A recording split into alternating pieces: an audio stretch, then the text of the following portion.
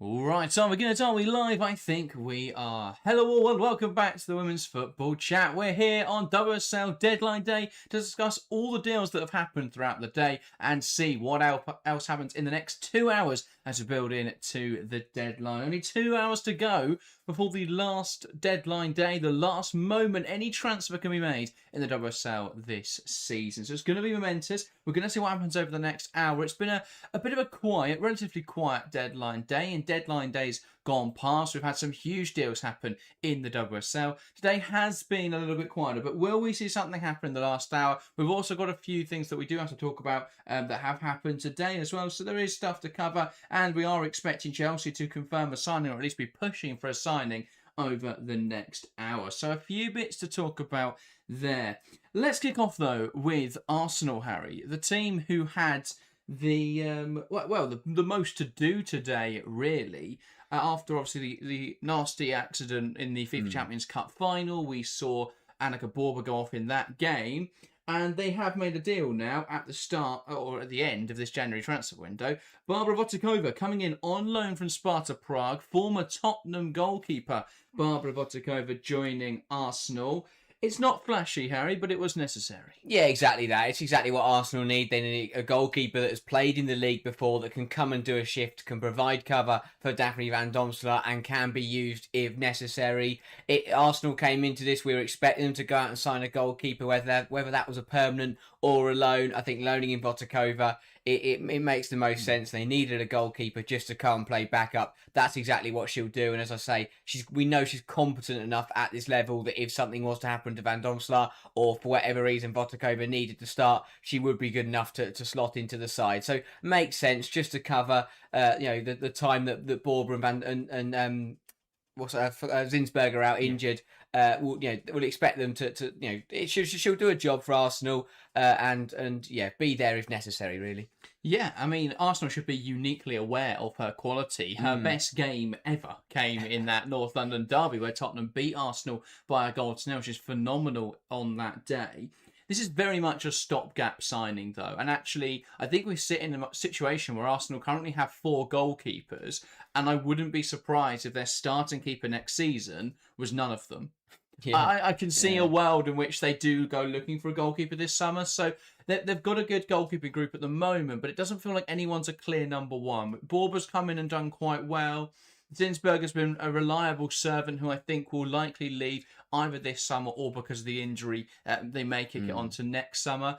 Van Domselaar was really important for them last season, but has looked shaky this year. And if Arsenal are looking to build on or potentially rebuild in the summer, could they throw a goalkeeper into that mix as well, potentially? So we'll see what happens there. But Votikova, very much just a stopgap signing. Very important, though, with obviously that horrible injury to Annika Borba. So, I mean, we saw Van Domselaar come on. That gives a good indication of her fitness, but she only played a minute. So do we think Votikova will come in and start immediately, or will she just be that rotation? I'll be intrigued to see, as you say. I think the main decider is Van Domselaar's fitness, but I think Renee Segers would love to be able would rather put Van Domselaar into net. You want to bring in a goalkeeper, especially for the game on Sunday, taking on Manchester City.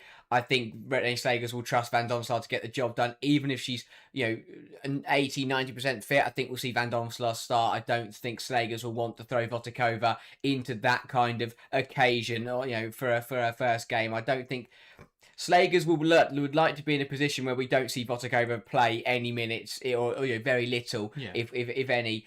But yeah, Arsenal will hope that Van Domselaar is fit enough to start on Sunday. If not, welcome back to the WSL, Barbara Votikova. You've been thrown in the deep end. Well, she's quite good at jumping in. We saw, I think that Northland derby was her first game for a while for Tottenham, that infamous one a few years ago. But what I would say is if Votikova doesn't start on Sunday, then I think it's a bit of a pointless transfer.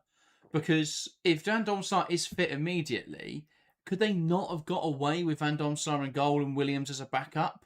Like, we don't know how serious Borba's injury is, and maybe this suggests it's slightly more serious. It was reported that she was sent home with obviously precautions, but yeah, well, it didn't look like it was anything, immensely serious. Would obviously take a spell on the sideline. Concussion protocols are 2 weeks on the sidelines Yeah. anyway, so we'd expect her to miss the next few matches. But if Van Donstar is ready to come back in, then surely she would start, and in which case, why sign Votakova? So I do think for that reason, we could see Barbara Votakova start this weekend. I think it obviously would be a huge step up, but it's not the first time this season that, I mean, we've seen Arsenal throw Borba straight into action. They've had to. We've seen Manchester United have to throw Sophia Middleton-Patel straight into the Manchester derby. So, yeah, a few goalkeepers have had those issues as well. So, yeah, but I think we could see Votakova starting the opening. I think we could see her starting this weekend's game.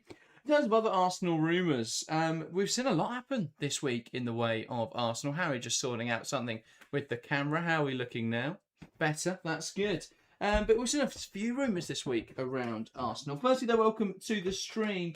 Holly Simpson mentioning Simon Charlie to Newcastle. There's been loads happening in the WSL too, and we will touch on that at some point this evening, I'm sure. But they've been incredibly busy in the second tier this today. Random TV, welcome to the stream. It feels like it's quite a quiet deadline day. Lots of loan moves, but few permanents. It feels like a lot of teams are either settled or you've got a lot of teams are either settled that have done it and have done their business early, or they are waiting till the summer. Yeah. And I think that's because for two factors really. This is the first year for a few years now we're not going straight into a major tournament in the summer. There's no players desperately looking to find form or fitness. Yeah. Obviously, a big driver in Chloe Kelly going to Arsenal last summer was the fact that she wanted to be in the England squad, and she wasn't getting the minutes of Man City to be in the England squad. So we don't have that motivation for players, and I guess for clubs, there's so many players leaving on a free this summer that it makes more sense just to wait and make your business in the summer. Yeah, exactly that. I think that it's one of those where it's sometimes it's a shame because as fans you want to see these big winter signings, especially if you're a club that needs them. But I think it's one of those where most of the teams up the sharp end aren't in a position where they need to react. They aren't in a position where they need to desperately need something. And as you say, they can wait to the summer. They can look at who their best options are. They don't need to panic buy. They don't need to throw money around and then potentially regret it later down the line. They can do more focused and precise business in the summer window. And as obviously the free contract market opens up as well. So yeah, I think that of course we want to see some of the big stars join the big clubs, but at the end of the day, I don't think there's any big clubs in the WSL that need to add anything more on what they've already got earlier in the window. Well, exactly. I think speaking specifically of the big clubs, City United did their business early. City didn't need much, and they made one big signing. That's all they needed really to kick on. And United made a whole host of transfers early in the window, so neither of them really needed much. And then you look at Chelsea and Arsenal. Both of them have, I think, Arsenal have 9 players out of contract this summer. Chelsea have 7. Something along those lines. There's so many players there whose futures are unknown. And so if Arsenal could renew anywhere between, realistically anywhere between only 3 to about 7 of them. And suddenly that's a very different bill, it's a very different squad you're looking at in the summer. So we could see a lot, that's why we're not seeing too much happen, I think, in this January window. And similarly for Chelsea, because there's so much unknown there with the contracts that it's difficult to sign players, again, not knowing what's going to happen in the summer window. So we'll see what happens there. Just before we get to that, though, or before we move on, because I saw Kevin mentioning London City, and I do want to get to that. Arsenal this week, the big news, Ona Batlle. We haven't spoken about this yet on the channel. Ona Batlle linked with a move to Arsenal. Now, the reporting on this has been incredibly interesting because Spanish media are reporting that Arsenal, Chelsea and London City have all made offers and Ona Batlle is still deciding, and Barcelona apparently still in the mix. It's still a consideration. English media and the BBC in specific have said that it's in advanced talks of Ona Batlle to Arsenal. So it's very much who you believe there. Which side of the camp is telling the truth? What I imagine that is Barcelona obviously are leaking from, or it's a Barcelona journalist leaking on the Spanish side, probably wanting to open up interest across different clubs, and the English media will be an Arsenal leak who want to make it look like Ona Batlle is definitely going to Arsenal.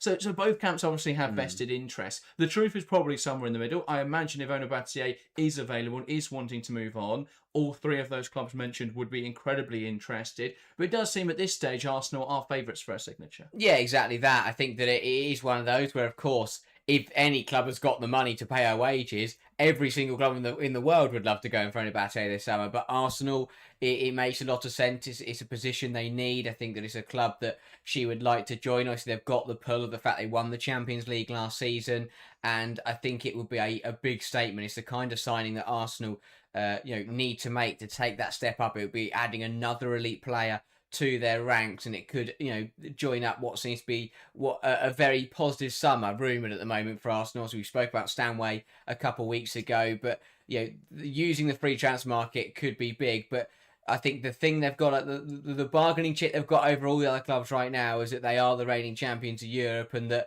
out of the options, I think if Batlle sat down right now, she probably would choose Arsenal. London City is a project, but I don't think she's ready to stoop that low, no matter what the price is. And Chelsea are in a bit of turmoil at the moment, and look like they're going to be dragged into a Champions League fight. So it's one of those where I think Arsenal would be a very exciting prospect for her. Of course, you could stay at Barcelona, but yeah, I think it seems like the Gunners have got the upper hand at the moment.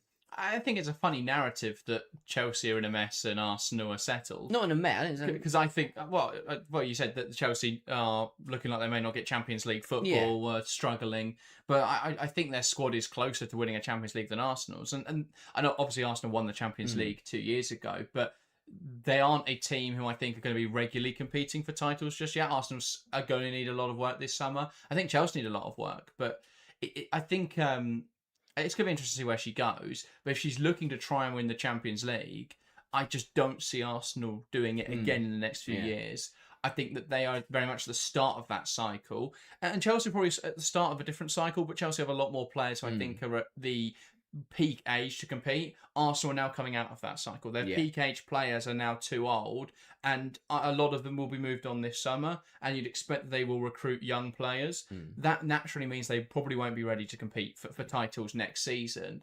So I do think it would be an odd fit for Batlle for that reason.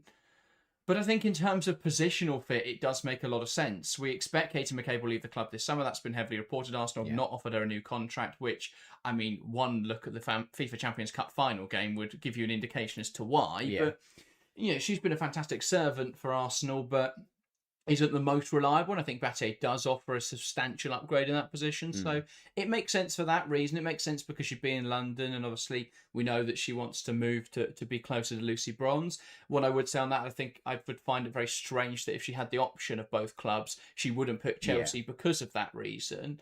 But equally, we know Chelsea have shown a lack of interest in having players who are in those relationships, because it does confuse dynamics in the changing rooms. So it's been I think it's going to be very interesting. It's one that's going to rage on for the next few months. I expect this Ona Batlle saga. I don't think it's going to be, I think Stanway is one that will probably be announced like next month. I think Batlle will roll on possibly into the summer, especially since Barcelona will still have their hand in the race. So a lot could happen there. Phil says if we do lose to McCabe for Batlle, it might be the softest team ever assembled. I don't think Batlle is soft necessarily. I don't think. I think it's funny to say that McCabe. I get what you're saying about soft because McCabe just lumps into people, but Batlle is a much better defender, so it would make you a stronger team defensively. Yes, you won't have a player in there who wants to pick up a yellow card every game, Phil, but I think you would. It's a huge upgrade. Brian says Batlle signing for Arsenal or Chelsea would lead to minimal number of re-signings for each team. Possibly. Well, Chelsea don't have really a left back, and I think that would be the position Batlle goes in to fill. Arsenal only have Taylor Hines in that position. I think we widely expect now McCabe to leave regardless of what happens there. But we'll see what happens. Again, I think it won't be one that's settled for a while.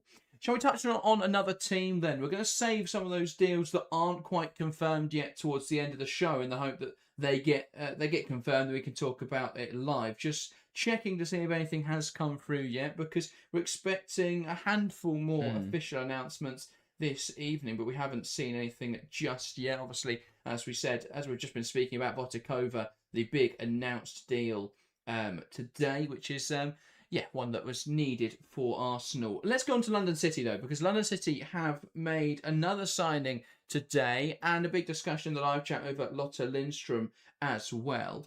So let's first talk about their new signing, Malou Marsetto. Can't say it's a player I'm massively familiar with, but this seems, at least from a financial standpoint and in terms of her age and profile, this does seem the right sort of deal for London City. Yeah, exactly that. I think it's a player that is very much a project player in terms of it's a long-term investment. It's a player that right now maybe isn't at the level that the board want to be at, which is ridiculously high up in the league, but it's definitely a player that has the potential to become, a real star for London City. It's exactly what they need. They are a project. They need to sign players who can join them as part of that project and hopefully grow as the club grows. I think she's a bit of a tiny player. It feels like a player that Edo Maestre has obviously managed against and may know a lot better than we will. But I think it'll be intriguing to see where she fits into the London City pool of players and how many minutes she is going to get in this second half of the season. But looks to be a very decent pickup. Yeah, I thought the midfield pair that London City used against Man City was the strongest it's looked all season. And we saw Gayoro drop out of the side in that one. We saw Kumagai drop out of the side. Obviously, Zelem's left now. And they went for Julia Roda and Maria Perez. And that was by far their best midfield too, because they were actually players who were driven to actually perform. Yeah. They were a pair that was very complementary. You had Roda, who's quite a utility midfielder, decent passer, but good at breaking up the play, good at moving the ball on. And then you've got Maria Perez, who's a bit more of a ball progressor, a bit more of a stronger passing range on Perez. So a bit more of a conductor midfield. And those two, and then with Aslani dropping in to collect and carry, and obviously carries from wide players like Yana Fernandez, the right back, and Corrales, the left winger. That's how they then were able to progress the ball quite quickly. Yeah. We saw them go back this weekend to, I think Gayoro started for them, and it was just...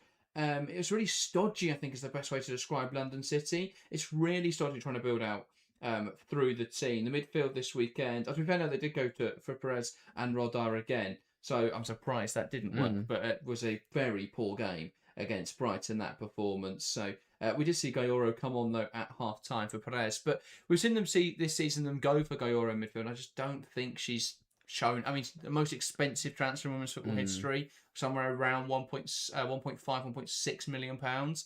She's not been that for them. This is a deal where there's very little risk, because it's apparently under 100,000. It's an undisclosed fee, but her market value is around 70k. Reports are under 100,000. So this is a very low risk transfer. It's a player who I think is going to be much more suited to the type of player Edo Maestre wants. It's a smart signing from London City.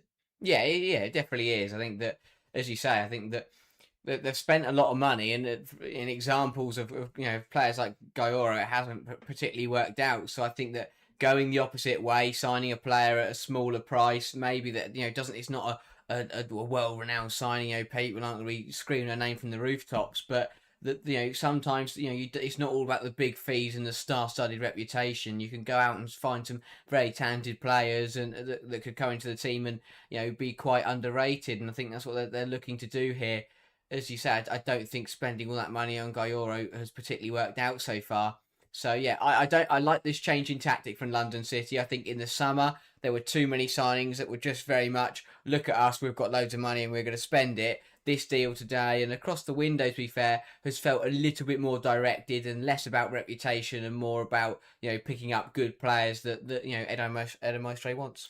Yeah, I was desperately racking my brain because we saw the other day that it was rumoured, or earlier today, London City would be looking at a midfielder to bring in for the deadline. I was racking my brain for ex-Lionesses that they could sign. I couldn't think. I did wonder if Jill Scott was coming out of retirement for a moment. But no, they have gone for what feels like a much more sensible transfer. Yeah. And I think if this is the direction that they're going to go in, they can actually start to build something. But the problem is we've already seen this window. They've had to clear so many mercenaries just to make a bit more space. Yeah. Sophia Jacobson left. We saw Katie Zelem, a player who joined in the summer. She's now left.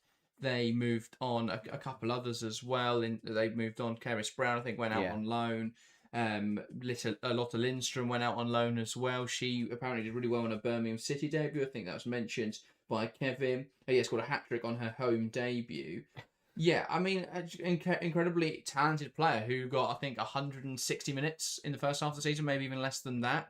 It's such a bizarre way to do business, but London City wanted to sign high reputation players. It's got them enough points that they'll stay up this season. They should be nowhere near sixth in the league. But if they can kick on from here, and in terms of they'll look at next summer and they start to actually build a team now, they start to build a squad, then I think they move towards something that works. But yeah, it's been an interesting experiment to see what you can do with a lot of money and not a lot of sense, really. Yeah. In this first half of the season, first half of seeing them at the top level. Fola bring up a good point saying any substance to the rumour Michelle Kang is trying to buy a Liga F team. So we saw reports on this, didn't we? Come out yesterday, I believe now. And it's something that, as Phil mentioned in the live chat, we've been seeing for a few years now. It obviously is. It makes sense to be the next place to invest her money because, there's not really any other continents to go for. And Bundesliga, it's very difficult to buy clubs into. Red Bull managed it, but it's very difficult to get around the rules there. She likes leagues where she can get around the rules, and I think she'll find a way in the Liga F to spend a load of money. I wouldn't be surprised. Could this be a bargaining chip for her signing Madrid CFF? Potentially. But I think, there'll definitely be a Liga F club added to the Kinsica, sponsors of the FIFA Champions Cup, by the way. Kinsica portfolio very soon. Yeah, it feels like it's just Michelle Kang getting one step closer to taking over the world of football. As I say, if she can't win everything, she just buy all the clubs and then she wins whatever happens. Yeah, exactly that. I'm intrigued to see what's going to happen once they are all at the top level, and then she's got because they can't compete against each other. It's not allowed. But yeah, fair enough. It's great to see that she wants to keep investing, keep putting money into the women's game. I'm intrigued to see, I know she's got a lot of money, but I'm intrigued to see how far it can run if she's going to try and support 4 football teams to the very, very top level. That would be interesting to see how that plays out. But fair play to her. It's good to see her buy another club and try and help build another league. But it does just feel right now she's got a lot of money and just wants to do whatever she can with it. Yeah, I guess the argument would be if she can fund them to a certain point and then I guess look from there to make them self-sustainable, bringing in. So they've already signed so many players, they could sell them all and they'd have a lot of money to spend. They've got some commercial deals you'd imagine in the pipeline, and that's the sort of thing. Once they are competitive, once they're at the top level, they can sort of fund themselves through success, through winning things, and then using that money. They've got the challenge of not being linked to a men's club. It's more difficult. Yeah. But Michelle Kang is richer and more willing to spend than any men's club. That's the thing. There's no amount of money. We speak about how stretch resources, but there's no amount of money that they could reasonably spend that would leave Michelle Kang in any sort of trouble. She's a multi-billionaire. She can do whatever she wants. She could, if she somehow put all her money into football, she'd have all of the players in the women's game. So I think it's a fairly endless pot, and it would only be if she loses interest. But she's already been going a few years now, and it seems that until she gets world domination, she won't stop. Roald Art saying, "I can't see you clearly. Your apologies for the camera this evening. It's playing up again. It's been doing this blurry thing occasionally on streams recently."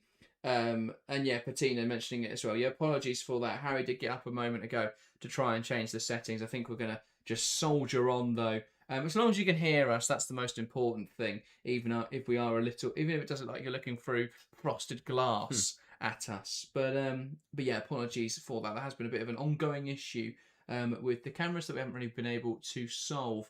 In terms of other completed business then, should we go to West Ham next? Because they did a load last week, and obviously since the last time we were doing a transfer show, they confirmed the signings of Tuva Hansen and Glenyn Tenebo. Let's start with Tuva Hansen then. Huge deal for West Ham. Was very surprised when we saw this one go through. We saw that Tuva Hansen wanted to leave Bayern, interest from WSL clubs, but going to a side who was 11th in the league at the time, and I think are still there to be fair. That's a big coup really for West Ham. Yeah, massive credit to them. I would love to know how that negotiation went, because there must have been something big on the table to manage to get to convince Wolverhampton to join. But fair play. I think that it's a brilliant pickup. A player that is much better quality than anything they've got right now in their defensive line. A player that is much better quality than where they sit in the table right now. It's a massive signing. It's the kind of signing that could really not only keep them in the league, but going into next season, boost them right up to the to the upper echelons of the table. It's an incredible deal. I'm still surprised that they've managed to pull it off, to be honest. But yeah, a really good deal. A top player that for me could still play on the European stage, could still play for some of the best clubs in Europe. So yeah, a really good signing by West Ham. Yeah, you mentioned the negotiation. I imagine it would be something like, well, you pay them a very similar. They're paying, I imagine, a very similar wage to what she's earning at Bayern Munich, and the minutes are higher. So even if it is a slightly reduced wage, you're going to play every game. You're playing in the WSL, one of the biggest leagues in the world. Yeah. It feels fairly secure that no one goes down now. We did wonder with London City obviously joining the league whether it would open up the option of someone going down, a bit of a surprise relegation. One of the teams who've been in there for a while, but. Obviously, with the relegation playoff place coming into effect and the fact that the league structure will change next season, it does feel like this season is the most secure. And that's probably why we've seen teams at the bottom, apart from Leicester and Everton, arguably, be able to recruit so aggressively this season, especially Liverpool. But yeah, I think Wolverhampton is a really good signing, adds experience, adds quality to West Ham. So yeah, I think this is a really good one. Do you want to try flicking the camera off and on again? Because we have had a few people mentioning now. Apologies again about the camera, guys. Claude's saying blurred for me too. But it's just been a problem we've been having for the last few days. For whatever reason, the settings on the camera won't allow it to not be blurry, but we'll give it another shot. There's just me completely frozen. Now we're moving a little bit. And hopefully we can get that a little bit better, but it's still showing to be blurry. So apologies again for that one. Not sure why we're still having those issues, but there we go. But yeah, we'll keep talking about West Ham because we've seen a lot happen for West Ham in this window. Obviously, I think Katie Zellum happened, and we haven't spoken much about that yet, but that adds a bit of quality, a bit of experience coming in on loan from London City, and obviously that without the attached transfer fee does make it a little bit more affordable. But yeah, the other one we want to talk about, Yelin Tenebo.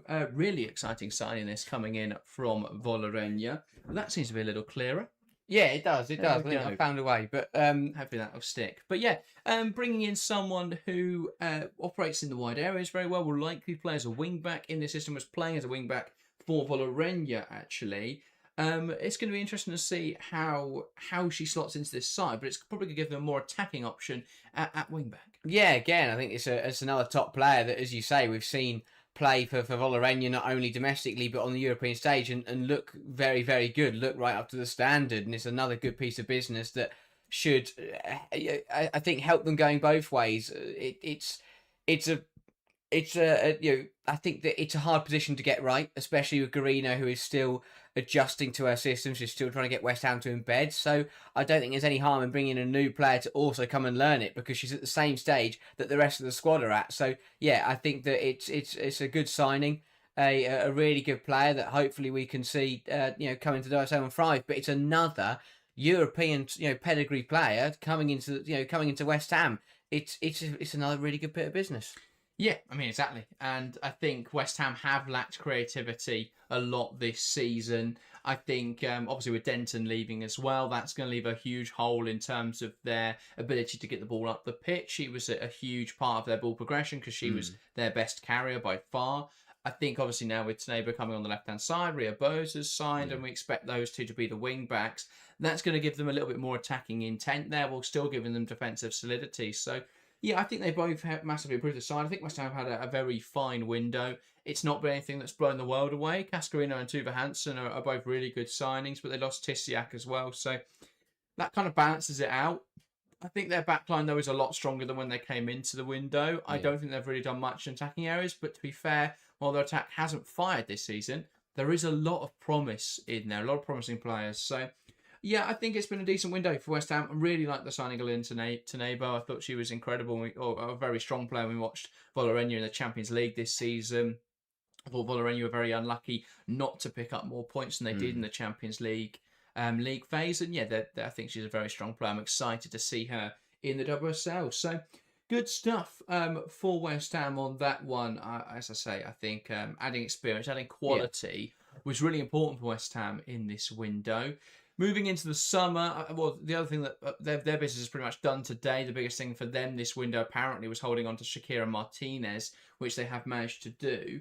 Do you think they can? How long can they keep holding on to Shakira Martinez? Well, I think again it really depends how her form goes. Towards the end of this season, obviously she had a brilliant purple patch in the second half of last season. They did so well to get through the summer, and then I think that her form in the first half of this season probably scared off a lot of buyers that have seen her kind of gone, okay, clearly there's not consistency there, but it feels like under Rita Guarino now she's starting to come back into life. And I think, and maybe another purple patch in the second half of the season, and we could get to the summer, and again there'll be suitors for Shakira Martinez. So it's one of those for West Ham where, of course, they want to fire, but her to fire and score loads of goals for them. But I think if she does that, there's more chance they lose her in the summer. I think they could get. I think we'll probably see Martinez move on in the summer. But if she has a really good run, then they could definitely make quite a bit of money off her. Yeah, I mean, exactly. I think I think it's funny. Football clubs are really silly because, obviously sides want to buy players in form, but this would be, we know the quality of Shakira Martinez. We know she profiles really nicely, especially in the WSL, for what you want from a striker. I think it would have made a lot of sense if someone invested in this dip, because that's the cheapest you're going to get Martinez for. Now a team will wait until she's had an incredible 6 months or whatever at the end of this season, and then end up spending a hell of a lot more money on her than they probably needed to. I think it'll be interesting to see what West Ham do. Summer's going to be important for them for holding on to players again. They haven't got too many players out of contract, to be fair, so it should be a fairly settled period. I think Una Siren, the only first teamer off the top of my head that's contract is expiring. They've got some younger players like Sully and Kamal who they'll be hoping to renew quickly. But I think, just off the top of my head, I don't think they've got any major ones outside of Siren. So it feels like this can be a period, or at least a window or into next season, where West Ham aren't in any danger of losing too many stars. Yeah, it's exactly that. I think that, as you say, with not many people, with that threat of people leaving on free not really there, I think they've got a good bulk now where they can back Rita Guarino. I like the fact they've backed her with these signings. I mentioned the European pedigree and the top quality, but that is that is the board getting behind Guarino, giving her the players that she wants and giving her what she needs to work with. That's another factor that will have probably kept Shakira Martinez, is that Rita Guarino would have sat down with her and said, "Look, give me time, and I can turn this season around, and you can be the pivotal point of my team." But I think they've got a decent squad, brewing there, and if it stays settled now for the next year or two, then I think Rita Guarino could do some really, really special things that side. Yeah, I think it's a case of this summer's a market opportunity for West Ham. We anticipate that all of Tottenham, Arsenal, Chelsea and London City will all be clearing out a fair few players. Tottenham have got a load of players out of contract, but just someone like a Ona Batlle who hasn't got many minutes at Tottenham, does she make West Ham a better side? I would say so. So there's a lot of those where you think they can probably take advantage of the fact that there's a lot of players that want to move on who are still very good, or those top clubs that want to move on who are still decent enough for West Ham. And they can take advantage of that. The fact those players won't, there'll be some players there that won't want to leave London, and West Ham represents an opportunity to stay in the same area. So if they can capitalise on that and kick on from what's been a really encouraging January window, then I think West Ham are putting themselves in a good spot for next season. Well, we haven't had anything yet on the biggest news, so we will get to Chelsea later in this stream as they pursue potentially their first deal of the window. Still yet to see anything on that one just yet. But we will get on to our next topic of conversation then, which is Liverpool. They have been the topic of conversation throughout this window, really, mainly for their incomings, but a couple departures now, with some loan deals set that have been announced today. Shall we start with Leanne Kiernan to Nottingham Forest, Harry? What were your first thoughts on this one? Yeah, I think it makes sense for all involved. It's one of those where, with the amount of strikers that Liverpool have now signed, they kind of went from having none to having loads now. So I think that it makes sense for both parties. Liverpool have got a lot of forward players, and Kiernan wasn't going to get many minutes. And for Leanne Kiernan, who I think when she has featured for Liverpool across this season and last season has struggled a little bit, I think it would do her the world of good to go down to the WSL 2 and to get a good run in a league where she should be one of the better forwards. And but if she has a good second half of the season, puts a few goals in, has a good run, then she can either earn a place back in the Liverpool team or earn herself a move to a different club. But yeah, I think it makes sense for all parties. Kiernan, I think, can be a very decent player to a WSL side, but in the WSL 2, I think she could really thrive and show her quality and bag quite a few goals for a Forest side that are going along pretty nicely. Yeah, I think it's an opportunity, as you say. I think Kiernan's a player who showed immense promise at the start of her career. We haven't really seen it realised in the last few seasons. I think especially now with the number of strikers Liverpool have brought in. They're another club, Liverpool, who don't really have too much going on in the summer. Yeah. I think their only players expiring contracts are Faye Kirby and Sophie Roman Haug, who I actually think they could probably let both of them leave on a free. Yeah. And it wouldn't be too bad a situation to be in. So I think Kiernan will look at the fact that Olsen and Silag and now obviously Thomason on loan in the short term are all ahead of her in the pecking order. This is a chance to impress in the WSL 2, and if she can score a few goals, I think she'll put herself on the radar of definitely the top end of the WSL 2 next season. Yeah. Potentially even WSL clubs. If we're talking about clubs that are coming into the division next season, that could be Charlton, though they have been a little bit rocky to start 2026. That could be Charlton, though. That could be Birmingham City. That could be Bristol City. They'll all be looking to strengthen when they come up. And if Kiernan can put together a really impressive campaign at the end of this season for Nottingham Forest, it puts her back in the shop window really for those opportunities when we're looking into the summer. Yeah, exactly that. I think that this is one of those where, as it's for Kiernan, it's 6 months to prove her quality. It's like what you said about players moving on so they get more chance of reaching an international tournament with their country. But for Kiernan, it's 6 months to show that she can play at the top level, show that she can be useful to some of the bigger sides in the country. And I think that she will. I think she should flourish. I'd expect her to get a few goals and at least earn herself a very decent move. Come the summer. Yeah, fair enough. The other one then, this one was announced today. Rafaela Borgraf leaving Liverpool to join Bayer Leverkusen on loan. And this makes sense, obviously, with Jennifer Falk joining the club on loan to the end of the season. A loan move in the other direction then will get those minutes of Rafaela Borgraf that she hasn't really had in the first half of the campaign. I would expect this will be one that moves towards being a permanent in the summer, though, or at least her looking to leave Liverpool in the summer. It hasn't worked out at Liverpool. It's been entirely her fault. A disciplinary action taken, an accusation of racism again. We have, other than the fact that she was banned for a number of games, which you would assume then the allegation was true. Yeah. We don't know what she said. We don't know the context of it. Either way, though, I just don't see them. I don't see her coming back in at Liverpool. I don't see the fans accepting that. I don't see the players accepting that.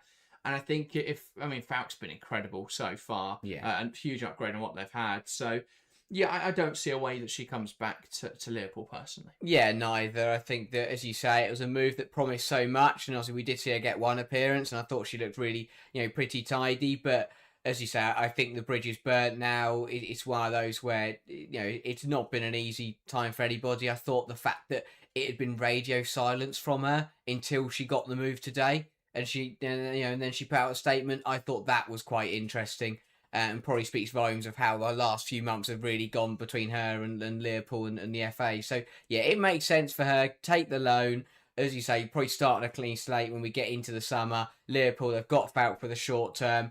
I'm sure they'll look at making that a permanent or bringing in another goalkeeper in the summer. I think this loan move makes sense for everybody. Just kind of, move on from it. Everyone starts fresh. Liverpool got a much better goalkeeper right now in Falk. Borgraf can go, go back, go to the Frauen Bundesliga and get back to playing minutes and just, getting football under her belt. Yeah, I mean, I think that's the interesting thing of the Falk deal is going to be what they choose to do in the summer.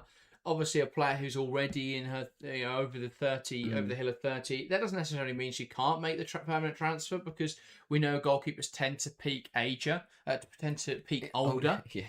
Ager is not a word, but I think, and I think Liverpool could sign her and still expect to get another 5 years out of her, at a very, possibly. So, I don't think there's any reason that she wouldn't sign permanently, unless she's keen just to have a 6-month taste of WSL and go back to Damallsvenskan. But I think it's very much a try before you buy for Liverpool, and if they can get her permanently, I think that would be a great pickup. She's already been a breath of fresh air, really, for Liverpool. A few messages on Kiernan from the live chat. Phil says Kiernan's been so unlucky with injuries. She needs a good run of games to get going again. Looks so promising at West Ham. And Fola Larakif says Forest are struggling, not expected to join the promotion race. But it's still minutes, isn't it? And arguably that's actually a better position to be in. I think if she was with any of the sides currently in the promotion fight, she wouldn't be getting those minutes. And minutes and opportunities are more important right now than her being in a side who are at the sharp end of the WSL2. Yeah, exactly that. I think that it's just a club where she will be nailed on to start every single game. She walks in there as one of the highest quality players, in the squad. So yeah, it's pressure free. Forest, of course, they wanted to score goals, but it's not one of those where if she doesn't score, they're gonna get relegated, or they're gonna not be promoted or whatever. So yeah, I think it'll be a nice environment for her to go into. Get back to full fitness, as Phil says. Just needs a good run of games to get back to where get back to her best, and then yes, in 6 months' time revisit and hopefully can start shining once again. Yeah, it's one of those. I find it difficult to see a future at Liverpool. I think they've got Olsen. She's a starting striker for their foreseeable future. They've got Aurelie Sirlag, who will rotate between that starting striker position and the left wing position. So yeah, they've got those options now. Martha Thomas obviously is a short-term option. I'm guessing if Kiernan, I guess the way she comes back to Liverpool, if she does really well, and they view her as a good third-choice striker option. But I think with the number of attackers they've got now, I think Kiernan is very much alone looking for a permanent, whether that would be a move to another WSL side, or that would be moved to a WSL2 team. We'd have to see. I think if Leicester went down, could that be an option? Yeah. Possibly so. I guess, though, Leicester have a lot of strikers who are in that sort of bracket of not good enough for the WSL, but could probably do a job in the league below. So, yeah, I think that, it'd be interesting to see where Kiernan goes. But this is a nice move for her. I think, as we said, she'll get minutes, she'll get opportunities, she'll get some goals under her belt and get a bit of consistency. That would be really good.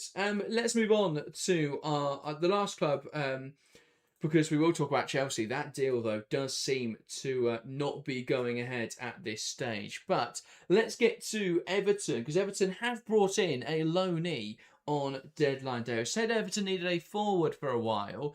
They couldn't quite get a striker, but it's close. Attack midfielder Zara Kramzar coming in on loan. This is a loan with an obligation to buy. Very exciting. 20-year-old attacking midfielder. Plays for AS Roma in the Serie A Femminile. Spent the first half of the season on loan at Como. Not a strike, Harry, but should still be a handy signing for Everton. Yeah, exactly that. It's an attacking player. Let's put it that way. It's a player in the final third who might put the ball. She's going to play right back. Exactly. That may be the concern. I'm intrigued to see what Brian Samuelson will do with her. But yeah, I think, again, a talented player. I like these loans with an obligation to buy, because it gives her 6 months to show her quality, and then Everton have got the choice if she really does thrive. I think from Roma's point of view, there will be an expectation that obligation is fulfilled with the fact that they've recalled her from Como to then send her to Everton. So maybe that obligation, they can't not fulfil an obligation. That is true, but I think that it's one of those for Everton where if she comes in and shines, that looks very, very good. But if she doesn't, then it could get it then puts them in a difficult position in the summer. But yeah, I think a talented player. Hopefully she'll come in and do really well. And I think a player that Everton desperately need forward players that can make things happen. I think she could be one of those. Yeah, it feels very much, it depends what the obligation is, the amount the obligation is, because provided it's fairly low, it feels low risk for Everton Yeah. because she either comes in and looks brilliant from the start, in which case it's great they've got that obligation, because if not, it may be difficult to sign her permanently. Yeah. But if she struggles, she's 20. So there's no real pressure on her being True. an instant success. And I think actually that they would probably get most of that back, most of the feedback over time. So I don't think there's too much risk with this one. I think it's one of those where, provided it's not a ridiculously high fee, I think this is a smart decision from Everton. It'll give them 6 months. Again, the loan part of it. Normally, we see players brought in on loan with that sort of try before you buy mentality. Yeah. Which is what we've seen, with a few other WSL clubs this term.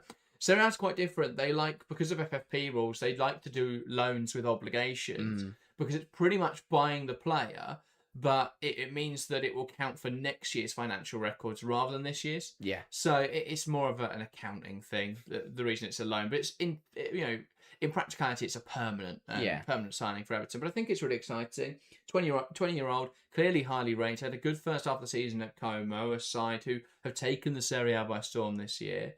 And yeah, Roma not getting quite into that Roma team, which, given how poor Roma have been in Europe this season, but how dominant they've been on the domestic stage, perhaps that shouldn't be too surprising. Yeah. But I think Everton it'll be an interesting environment to see if she can fit in. They are a side who like to have a lot of the ball, so that should suit her. But it's not like she's going into an environment where she has been at Como and at Roma, where she's playing for one of the sides at the top of the division. Yeah, exactly that. I think that it's again, it's a nice team to come into. It's a team that she should walk into and be a player with definitely the technical quality. I think she'll be right up there. It'll be interesting to see how her physical profile matches up to the league and how quickly she can adjust. But I think on the ball, very, very tidy, and that's exactly what Brian Sorensen wants. I think it's a really good deal for all involved, and hopefully she'll come in and thrive. It's another example of a side towards the bottom. Obviously, we spoke about West Ham a moment ago. We've spoken about Liverpool a window, but Everton now getting it right in the window, signing a player that they do need, signing a player that will help them push on this season. I think it makes a lot of sense. The one club that's being left behind in all that is Leicester City, but yeah, on the whole, a deal that can definitely bolster Everton's attacking ranks. Comes in, gets a couple of contributions, has a couple of good performances, and I think there'll be a lot of positivity that she could be a real big part of the side next season. Yeah, a report suggesting Emma Sanders saying that it looks like everyone in the WSL are waiting a few confirmations, but mostly everyone in the WSL is done. In the last hour, obviously Simone signing for Newcastle. We saw a signing for Durham, and Olivia Voss, who was fantastic at the Euros with Poland, has signed for Bristol City. So that's a really good signing again. Bristol City, a fantastic window there as they look to. They're looking to get into the WSL this season. Signings like Voss, signings like Robinson, obviously bringing in Jessie Gale on loan. They're really smart pieces of business, and I think obviously they've got that money now from Mercury 13, the same group who are investing in Como, and if they can use those resources as they're showing that they've got that ability to do, they're going to be a side who, much like London City when they came up last season, could be able to put a fair amount of money into their squad should they come up at the end of this season. So it's going to be really interesting, the WSL2 at the end of this campaign. So you've got Charlton, Birmingham, Newcastle and Bristol City are realistically in the fight at the moment. Whether or not someone else emerges in that scrap towards the end of the season, we'll have to see. But yeah, I think it's going to be really interesting. I think Bristol City have recruited the best out of those clubs. Then Birmingham. Charlton haven't done much, but Charlton do have a big gap at the top. So that might just be enough to see them up into the WSL. But yeah, it's very exciting. I think we're going to see some fresh blood into the WSL. Obviously, I know Charlton and Bristol City sides have been up before, and Birmingham, to be fair, but it's been a while. Yeah. And, obviously, especially in the case of Bristol City and Birmingham, a lot of new money there in the form of Mercury 13 and Tom Brady. So we could see a bit of, they could see that be quite interesting. Phil says, can't wait to see her playing in goal for Sorensen. I assume that's on Kramzar. Could also be Holly saying, Phil's contradictory for Everton has also signed Layla Harbour on loan. I feel that they are players who play very different roles. Harbour will play in the defensive midfield pivot. the midfield pivot alongside. Well, they've used a few different players in there. You'd say alongside Ruben Mace would be the best option, but she's been retransformed into a centre back.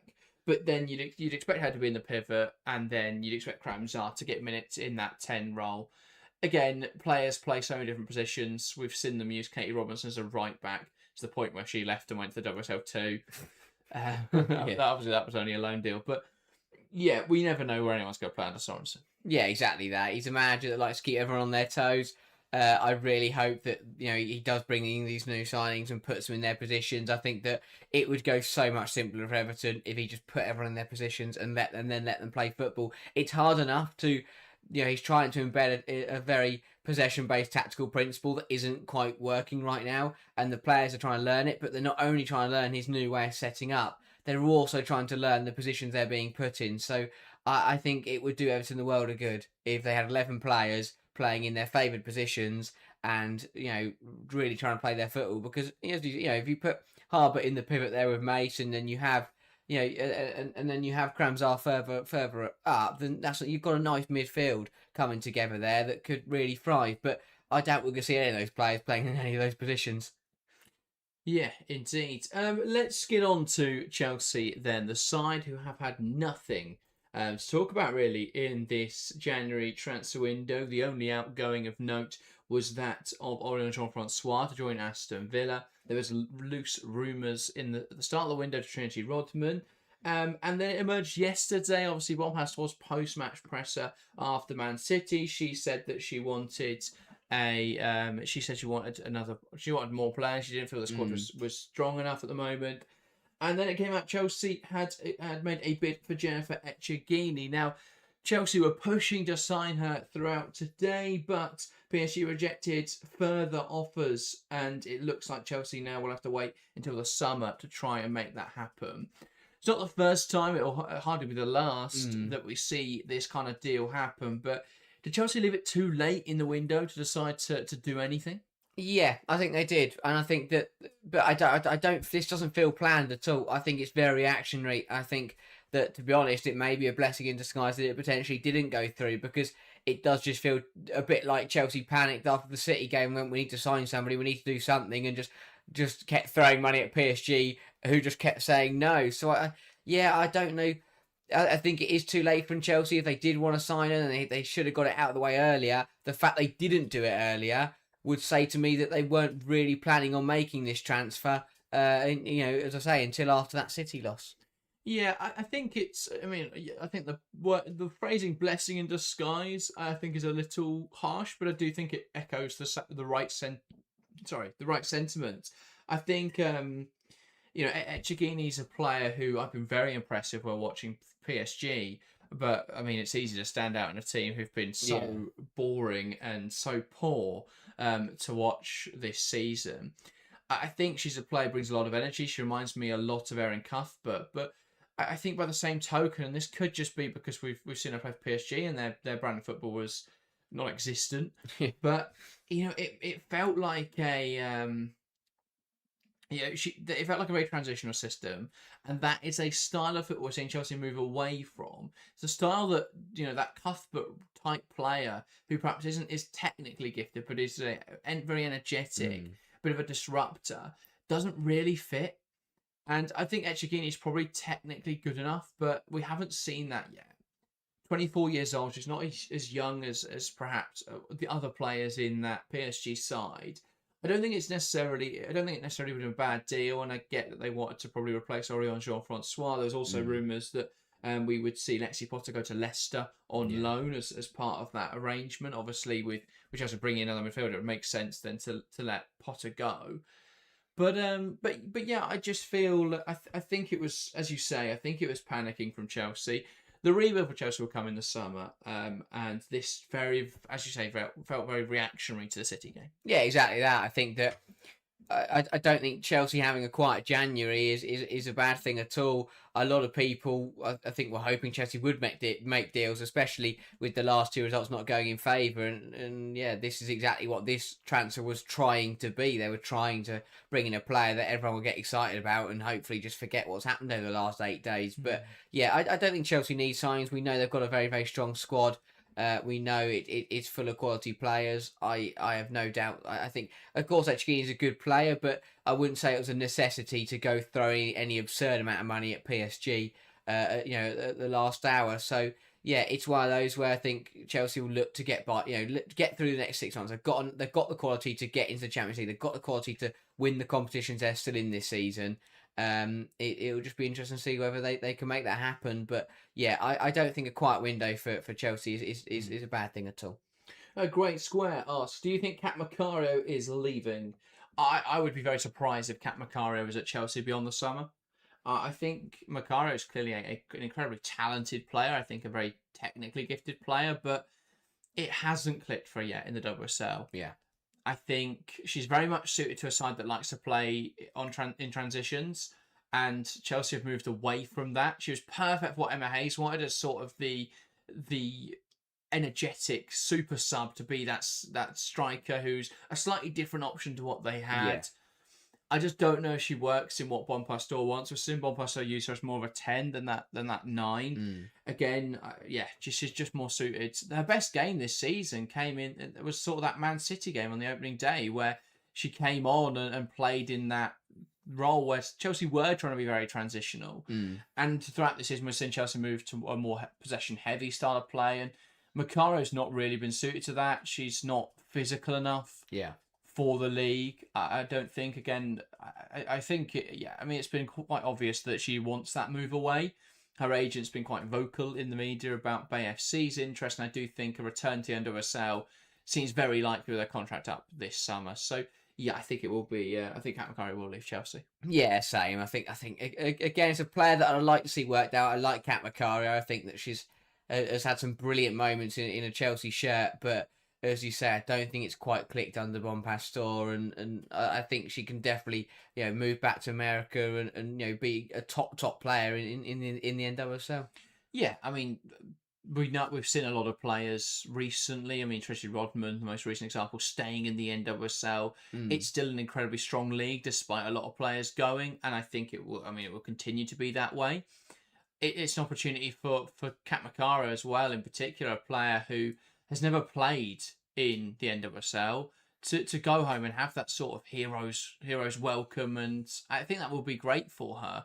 I think it'll be a great fit. I think the league will be a great fit for her, and it probably strengthens her chances, if they needed any more strengthening, of her making the USWNT squad. So yeah, I think it makes sense for all parties, really. I don't think she fits Chelsea. I don't think Macaro's happy with her minutes.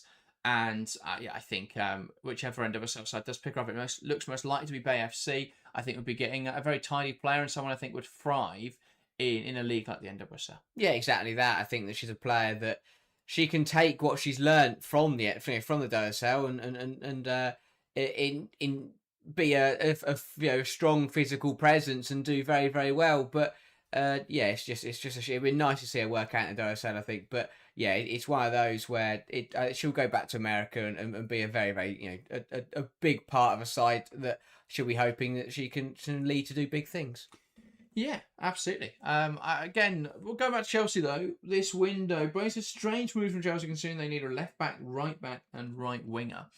Well, Chelsea have very much boxed themselves in with their recruitment from the summer. It felt like we saw at the end of last season, we saw with everything that happened over the summer, Chelsea were definitely moving in one certain direction, and that was Bonpastor's vision of this 3-2-3-2 shape, a 5-back out of possession, moving away from the 4-2-3-1 or 3-4-3, depending on how you sort of 3-box-3 that they used in the season prior.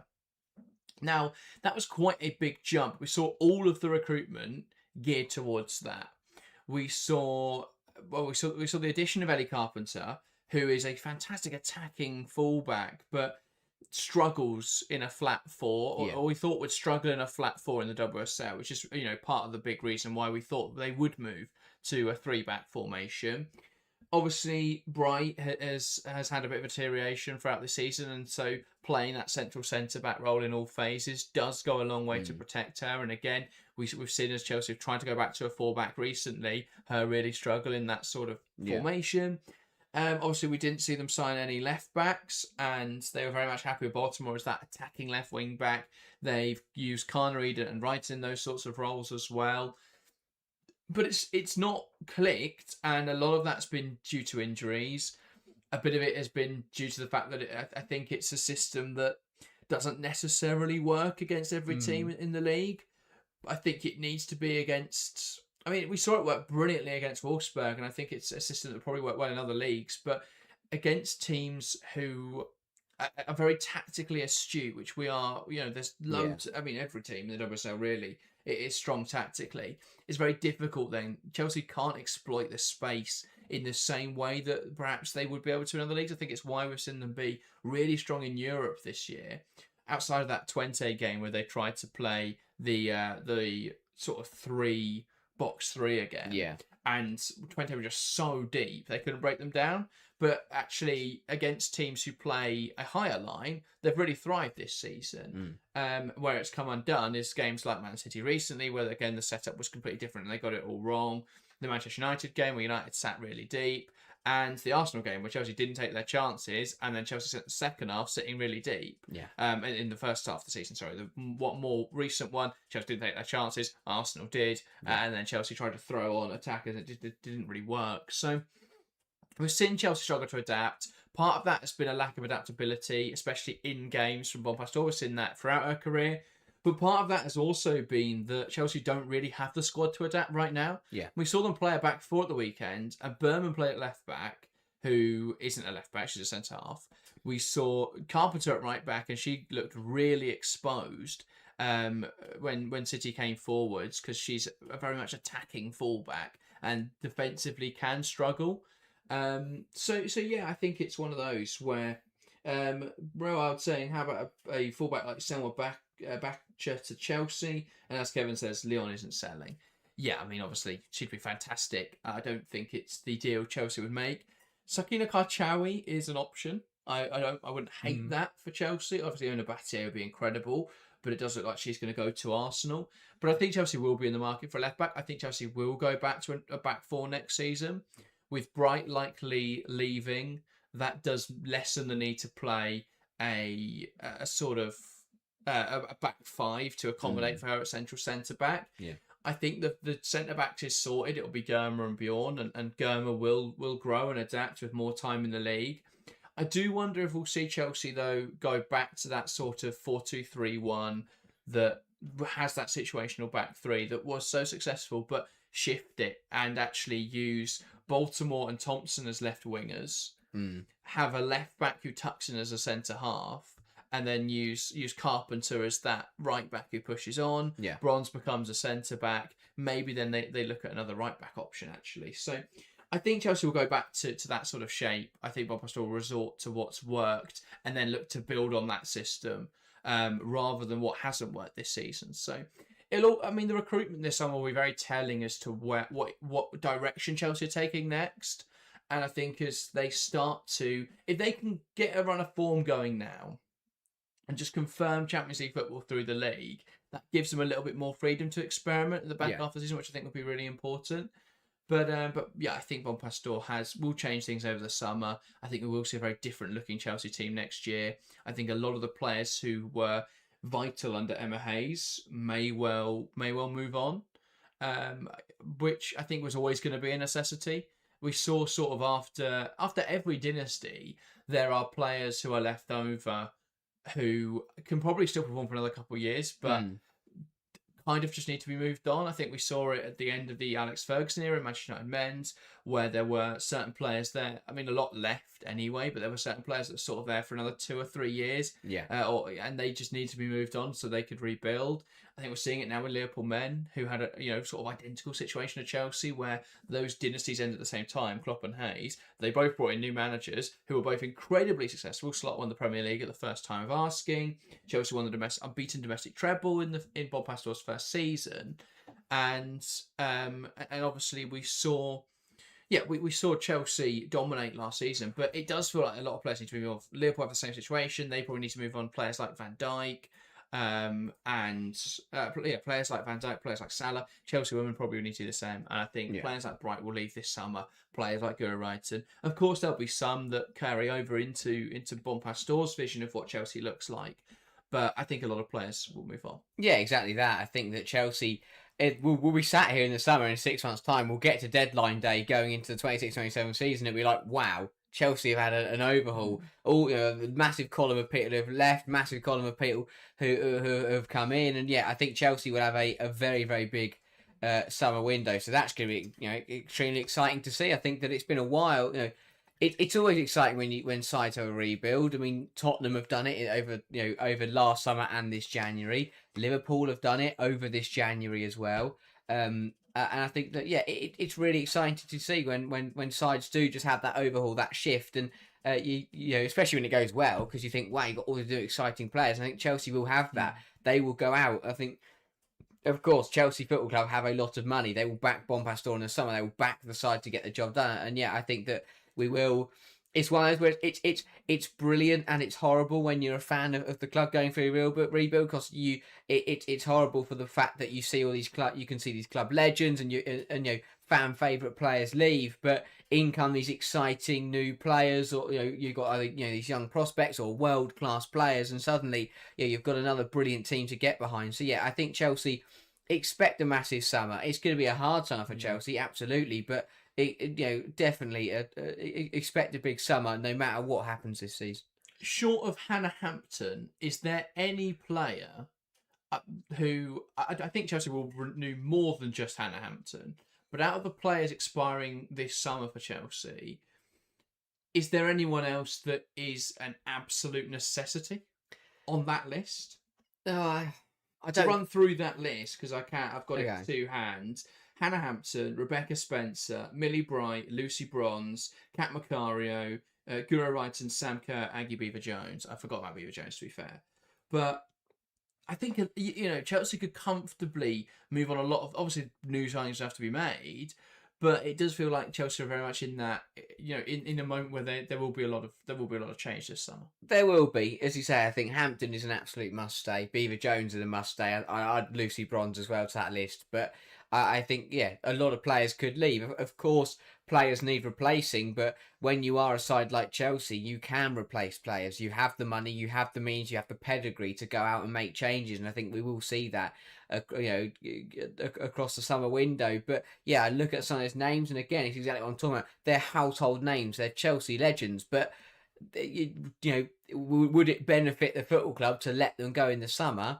Absolutely, and I think that we will see that happen. I think there will be some honest conversations. I think Chelsea will be cutthroat. Same with Arsenal. We were mentioning McCabe. The big club, I think big clubs are going to have to be honest, and I think we could see some some big WSL legends leave over this summer. Yeah, H says, how are we both in a moment of change? I think it was. I mean, it makes sense. You've got two teams, and I know Arsenal. Obviously, I mean, you'll hate this comparison, but Eidevall was a cycle at Arsenal.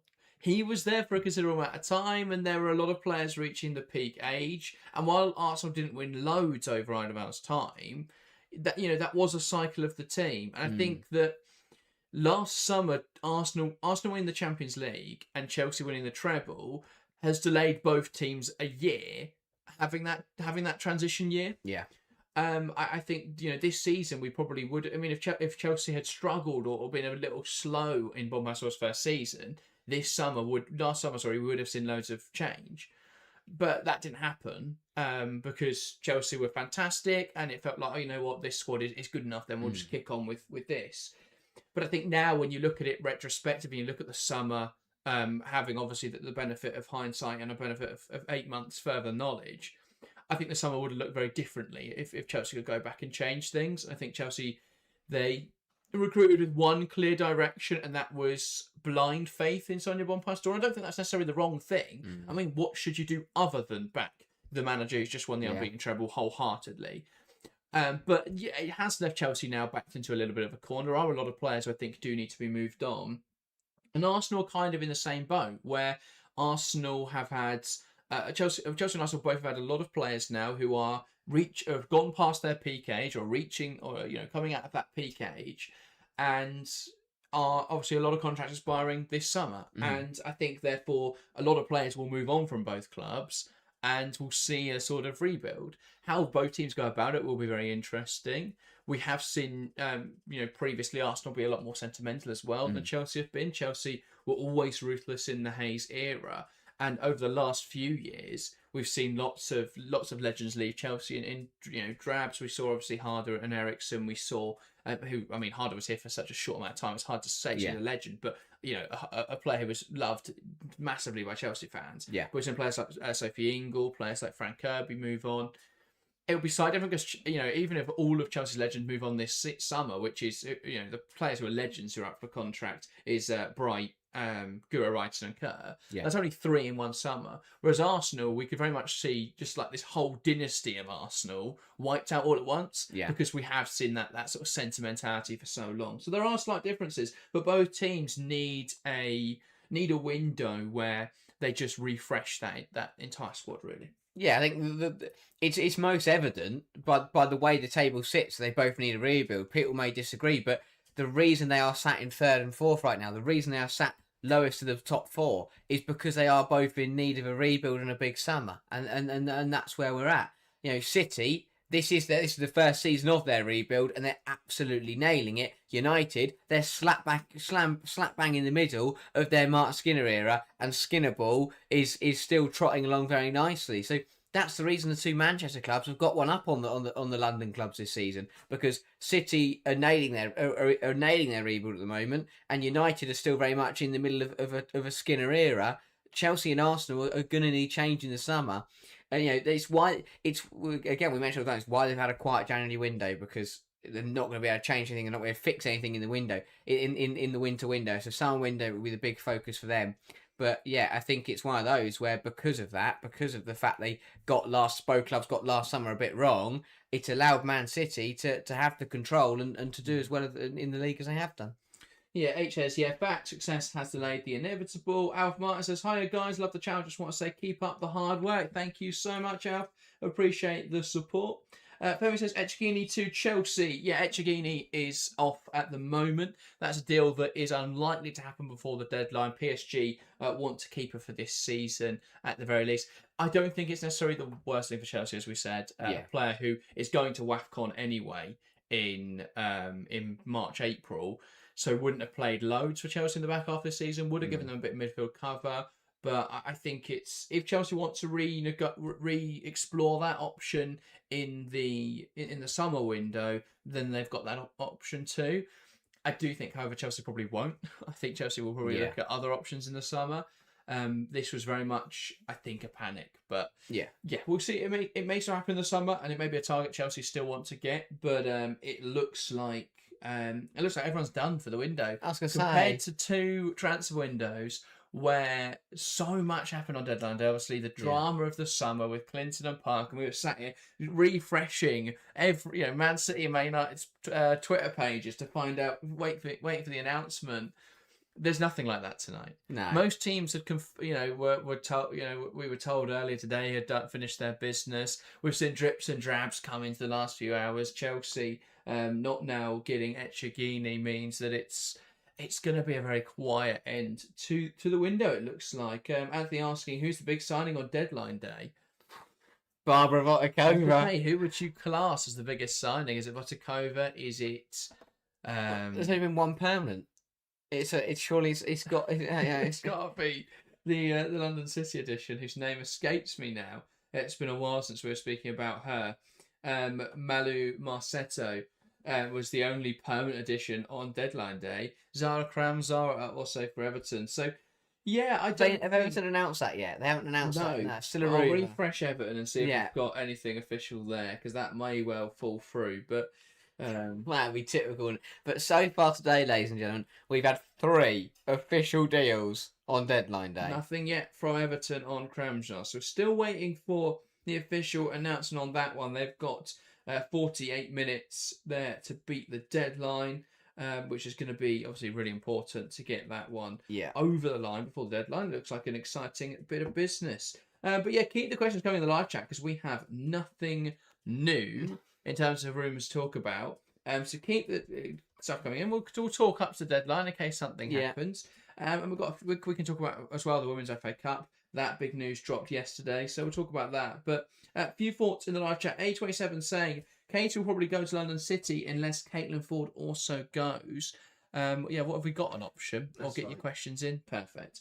Yeah, I think personally, I think Caitlin Ford has to be a sell this summer, or has to be someone that's moved on for Arsenal. I think she's been really poor this season. Obviously, I know she's got the winner in the FIFA Champions Cup, but yeah, I think I think she's a player who's really struggled this campaign. I think Arsenal will be keen to refresh their pool of wingers, and Smith and Kelly are much harder to move on. And I think Mead has offered more than Ford has. Well, sort of undoubtedly, really, Mead has offered more than Ford has. I think it would be best for Arsenal to move both on, but I think, well, actually, I think it would be best if they moved on Ford and Kelly and then had Mead, Smith, and brought in two other wingers. But that's besides the point. They're not going to move on Chloe Kelly. So I think Ford will be, it's the easiest one to move on out of those four. And actually, I think Ford and McCabe will go together outside of the UK. But, I mean, if Ford was renewed, then I absolutely could see McCabe to London City. The only other reason McCabe wouldn't go to London City is that they've got 3 left-backs. Like, there's no need. It's the one position London City don't need to sign anyone in.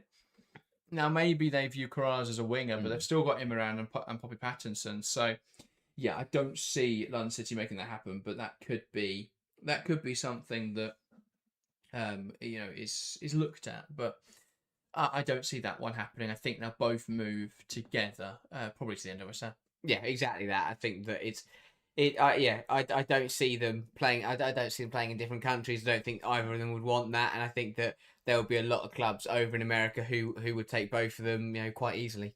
Yeah, absolutely. A27 says KW will probably also leave. Should leave for Chelsea. What, Kira Walsh? I don't see her leaving Chelsea. I think this summer should have been there. She'd have been at Chelsea 18 months.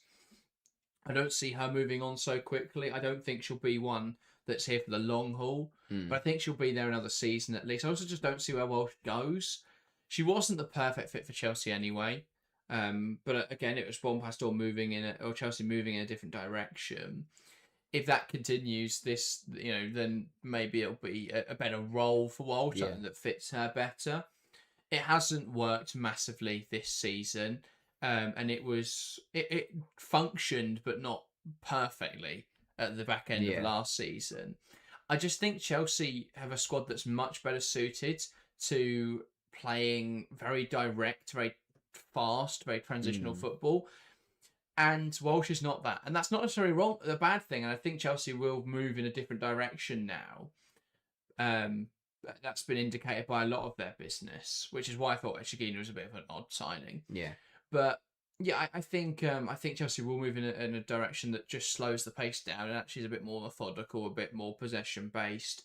Doesn't necessarily have to be slow. I mean, Kira Walsh played in Barcelona side who were free flowing, but Chelsea played at such a breakneck speed before, and so putting Kira Walsh into that Chelsea team, just plucking her straight into the Chelsea team, it's like attaching a big balloon to the back of an F1 car. You just slow everything down really suddenly. So, I think I think she's a player who hasn't fit Chelsea yet, but if Chelsea move in that direction, she can be a player that's really important. Absolutely. I think that Kira Walsh, although I don't think many people realise it because she's a defensive player, she's a defensive midfielder, but she's a kind of player that you need to build a squad around. Again, when the kind of players you think as people that you build squad rounds, the attacking players of the world. It's Lauren James. Yeah, exactly. Lauren James is a player you need to build a squad around, but you can build around more than one. You can build a squad around Kira Walsh and just put Lauren James in it and just tell her to do whatever she wants, and that works perfectly. But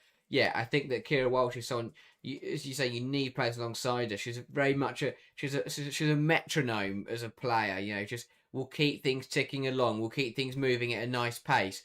But in this Chelsea side, it's like every time Chelsea have got breakneck speed, it's kind of broken her because it's too fast, and you can't tick along at that kind of speed, and it just hasn't worked. But yeah, I do think Chelsea will shift, and that is what Chelsea are trying to do. But as you say, it's the kind of transition between the two styles of football that doesn't work until you've got all the players that are ready to do it. You can't have Kira Walsh trying to just have a nice tempo to the game and just keep everything ticking and moving really nicely and fluidly, and then Ellie Carpenter, who's like the road runner, just running down the right hand side and never coming back to defend. That doesn't work. So yeah, it's a balance that Chelsea are still trying to find, and I think that what's going to catch a lot of Chelsea fans out is that I do think it will be a turbulent few months. Chelsea aren't going to pick it straight back up again after losing to Arsenal and City. I think Chelsea are going to have some. Of course, they'll still win games and look really, really strong. But I also think there'll be some performances in there that don't go right, and Chelsea will be up against it. It could be a bit of a rocky couple of months, especially against the bigger sides in the league. I mean, Tottenham this weekend's a massive, massive game after what's been a tough run. But yeah, I think that it would Chelsea will take their time, but it's the kind of thing that if they get right over the summer, could turn up in September and just once again annihilate the league. Yeah, as Phil says, Welsh to Arsenal would have made more sense for all involved. I do agree. I do think part of Chelsea, as much as I think it's a player that Bonpastor wanted, I think part of the reason they signed Kira Welsh was to one up Arsenal. Yeah. It's part of the reason they doubled down so aggressively on Naomi Girma, even in a moment where she wasn't fully fit, and we haven't actually seen her be fully fit yet for Chelsea, or get a consistent run, or have a pre-season with the side. So yeah, that January is very much, we're on top of the world right now, but let's make some big signings, some big statements, and really stretch that gap. It didn't really have that effect, and misfortune's been part of it because if Girma was fit and had that pre-season and then had started this campaign, would we now be looking at a very different situation where actually a player who we know has world-class potential and has shown that on the international and in the NWSL stage, I think, would we now be looking at a world-beating player? Potentially, but that's not really been how it's panned out. Alf asks, random question, what's your dream transfer for the summer for your club? It's very difficult because players that I absolutely adore, players that I'd love to see at Chelsea, aren't necessarily the best fits right now. Like, I love Elisa Sens. I think she's a fantastic player. I don't see that being the signing Chelsea make. I don't think Walsh and Sens is a midfield that makes any sense, for lack of a better word. Linda Caicedo, another player I absolutely adore. I think she's so talented. But Chelsea have Thompson and Baltimore for the left wing. Yeah. And so I just don't see them bringing in Caicedo. Especially, James can play that left wing position as well. So I don't see that happening. It's difficult. What do you get the club that has everything but wants more? I guess is the question. I mean, Bob was also saying we need more players in the squad. Where do you look? It's also like I saw some. Obviously Barcelona have got a lot of players up for contract out of contract this summer. And obviously a lot of clubs will be circling there like sharks. But I think short of Ona Batlle, there's no one really there that I'd want at Chelsea. Yeah, no, I agree. I think that I'll be intrigued to see Barcelona renew. But yeah, as you said, I don't look at any of the top clubs in the WSL wanting anyone but Batlle. I don't think Chelsea and Arsenal and the likes would be impressed or would be excited by a prospect of someone like a Paraluelo. I think Paraluelo and Arsenal would click if they leaned back into being a transitional team. I think that would be a really good fit because I think Paraluelo would be decent in the WSL. I don't think she thrives in Europe because I don't think she fits the Barcelona system. I think she's very much she lacks composure as a finisher to play as a striker, but she's great at stretching opposition defence. She's really quick, and she's a great athlete. Yeah. I mean, I think she'd be perfect for the NWSL, so I think it would be the best league. I don't think she's tactically intelligent enough to play or tactically astute enough, I think is a better word, to play in the WSL. I think she's a player who is very much, blinkers on, running behind. Yeah. Actually, that can be dangerous, but I don't think it works in top European leagues. I think she's a player who would be incredibly good in the NWSL, though, where you can just pick up the ball and drive and direct forwards are rewarded heavily. And we've seen, look at the players that come across from the NWSL to the WSL. Players like Carolyn, players like Thompson, they're all about directness, driving inside, explosivity. Yeah. Whereas I think Paraluelo is very much that mould of player. So yeah, I think that'd be a great fit for her. The one I could see moving, Caroline Graham-Hansen to Tottenham, would be my bold shout, because I think Tottenham will want to they've made a lot of smart signings. Yeah. And Gaupset is a statement, but wouldn't Hansen be just a massive statement? They need a right winger. She's got players there who, obviously, she's played international football with. Wouldn't that be a fascinating sign? It would be. I mean, they have got a lot of attacking players, though, have they not? You know, they have got a lot of forwards. Right wingers.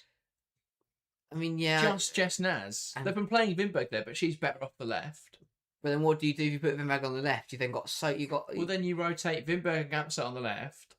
Hamano's going back in. And obviously, Hamano goes back, and then Gaupset rotates between the left and the attack midfield. Wimberg is a rotation player with Gaupset and Holt starting, and then Naz, the rotation for Caroline Graham-Hansen. Tamberg up front with England as the second option. That's a great attacking force. That's European pedigree level. That's a European front line. I think Tottenham.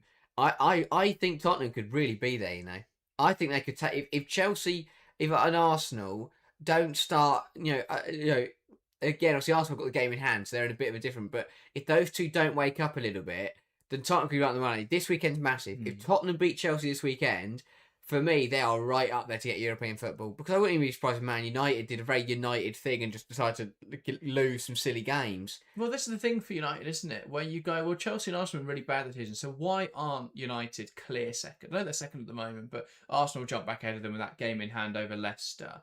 And obviously Arsenal and United have both got to play City again. And you would expect a drop of points with the way City are playing at the moment, which would then see Chelsea jump above them both again. So it's all very open still. But why aren't United challenging for the title this season? I know they had that big spell of injuries right at the end of the year, and that definitely cost them points. That draw to Tottenham. But I think the biggest problem for United is they still haven't bridged the gap. So those top teams, they haven't beaten anyone in the top 5 this season. And when it was Brighton in the 6th place, Villa in 6th place. Obviously, then they beat them. But, they've struggled, United, to beat top teams in the league this season. The new signings have adapted well, but Arsenal was still a draw. Maybe that would have been different without the red card. But, I think there has to be a question why United haven't kicked on this season. I don't think the answer is Mark Skinner, by the way, before that gets spammed in the comments section. But there has to be that question raised.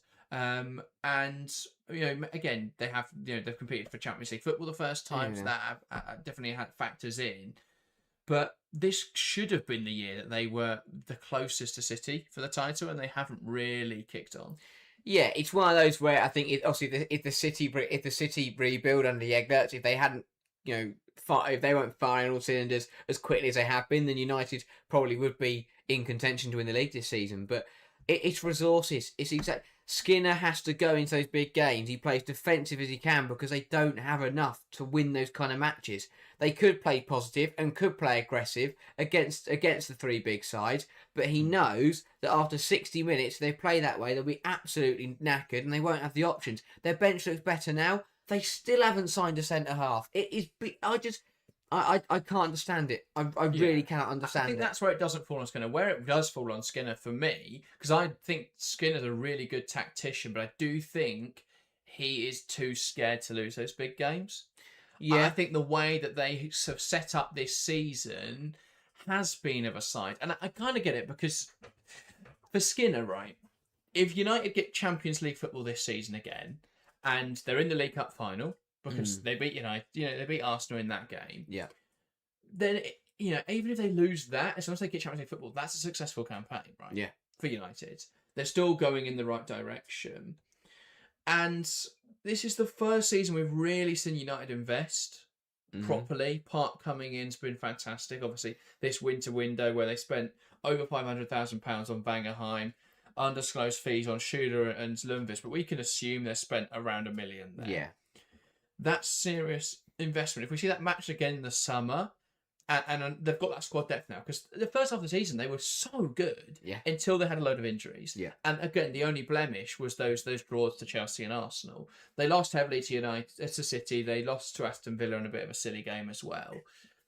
I think outside of that, though, they've gone about their business decently, United. But it will be a question of when do they kick on and actually compete properly for the WSL. Yes, exactly that. I think that right now on form, United would beat Chelsea and Arsenal. The problem is that A, in those games, they, as you say, Skinner is scared and they set up too defensively. But also B, those matches once again for United are coming right at the end of the season, and by that point, I think Chelsea and Arsenal will probably got their acts together and be firing on all cylinders. So, yeah, it's one of those for United where I think, as you say, they'll be eyeing up Champions League. If not, they'll be definitely eyeing up the Cups.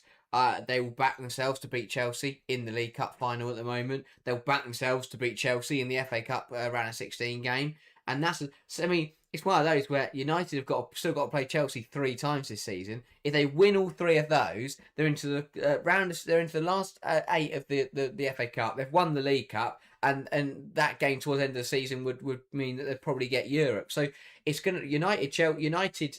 It's gonna come down to how United beat Chelsea. And if they can get results against them, they'll be in for a phenomenal season. If they lose all 3 of those games, suddenly they're out of both cups and they could be out of the top 3. So yeah, Chelsea United is the big battle to watch out for this season. Yeah. Last Lundqvist was a free transfer. Apologies. Yes, she was. And Schuler only had 6 months left in their contract, so I suspect she wasn't too expensive. I still think that is at least 200,000. But 700k, a million, yeah.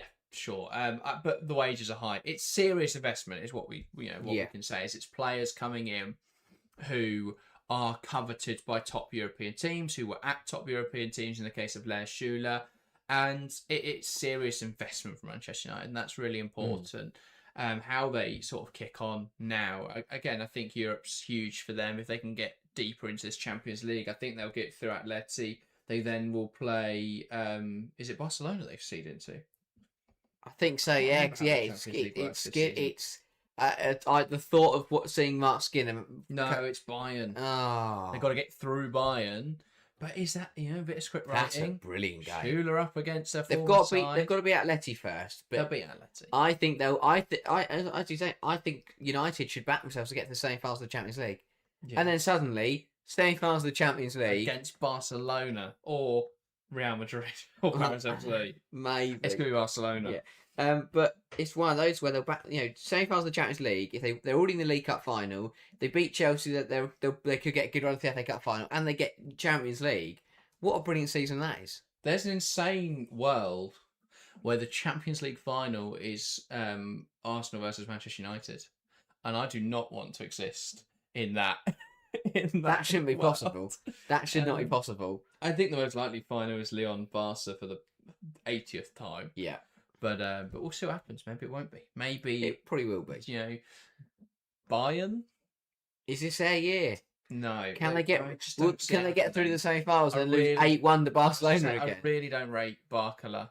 I think that they've got some fantastic players, but I don't make their manager highly. I think Lyon will probably win it because Granados is incredible. The team is incredible. Yeah, Michelle Kang, and they've got all the money, so they'll win. It's like a cheap game. That's how it works. They've got all the money, the best manager in the world, and the best players in the world. They've got 2 teams that could win the Champions League. Yeah, but their backup team isn't that bad. Ada Hegerberg, Tegan Mica in goal isn't great, but a front line of Brand Hegerberg and Beko is nuts. With Eugénie Le Sommer as the third choice, just in case that's not enough. No, Le Sommer's gone though. Has she gone now? Yeah, I think she left in the summer. Sorry to burst the bubble, but I swear I've seen her on the bench this season. I swear I will double check that, but I think she went to either that or she is going to go. That is gutting. No, she's in Toluca. She's at Toluca. But where I've seen her on the maybe I don't know what UWSL games I was watching. But they've got Dumone, Katoto, Chawinga and Diani as their starting attacking four. That is just outlandish. Yeah, it's ridiculously strong. So we'll see what happens there. Shannon says, I'd love to see Leonard Gunning-Williams at Brighton. Ooh. Brighton need a striker. Oh, Brighton desperately need a striker. I'm kind of hoping in the next 27 minutes they find one. Brighton. So I haven't heard from Everton. No, I think they've gone to sleep. I think Brian Sorensen's gone to bed. He's forgotten. He's forgotten. Brian Sorensen's forgotten. I don't think he's the one that posted it on Twitter, to be fair. Won't be surprised.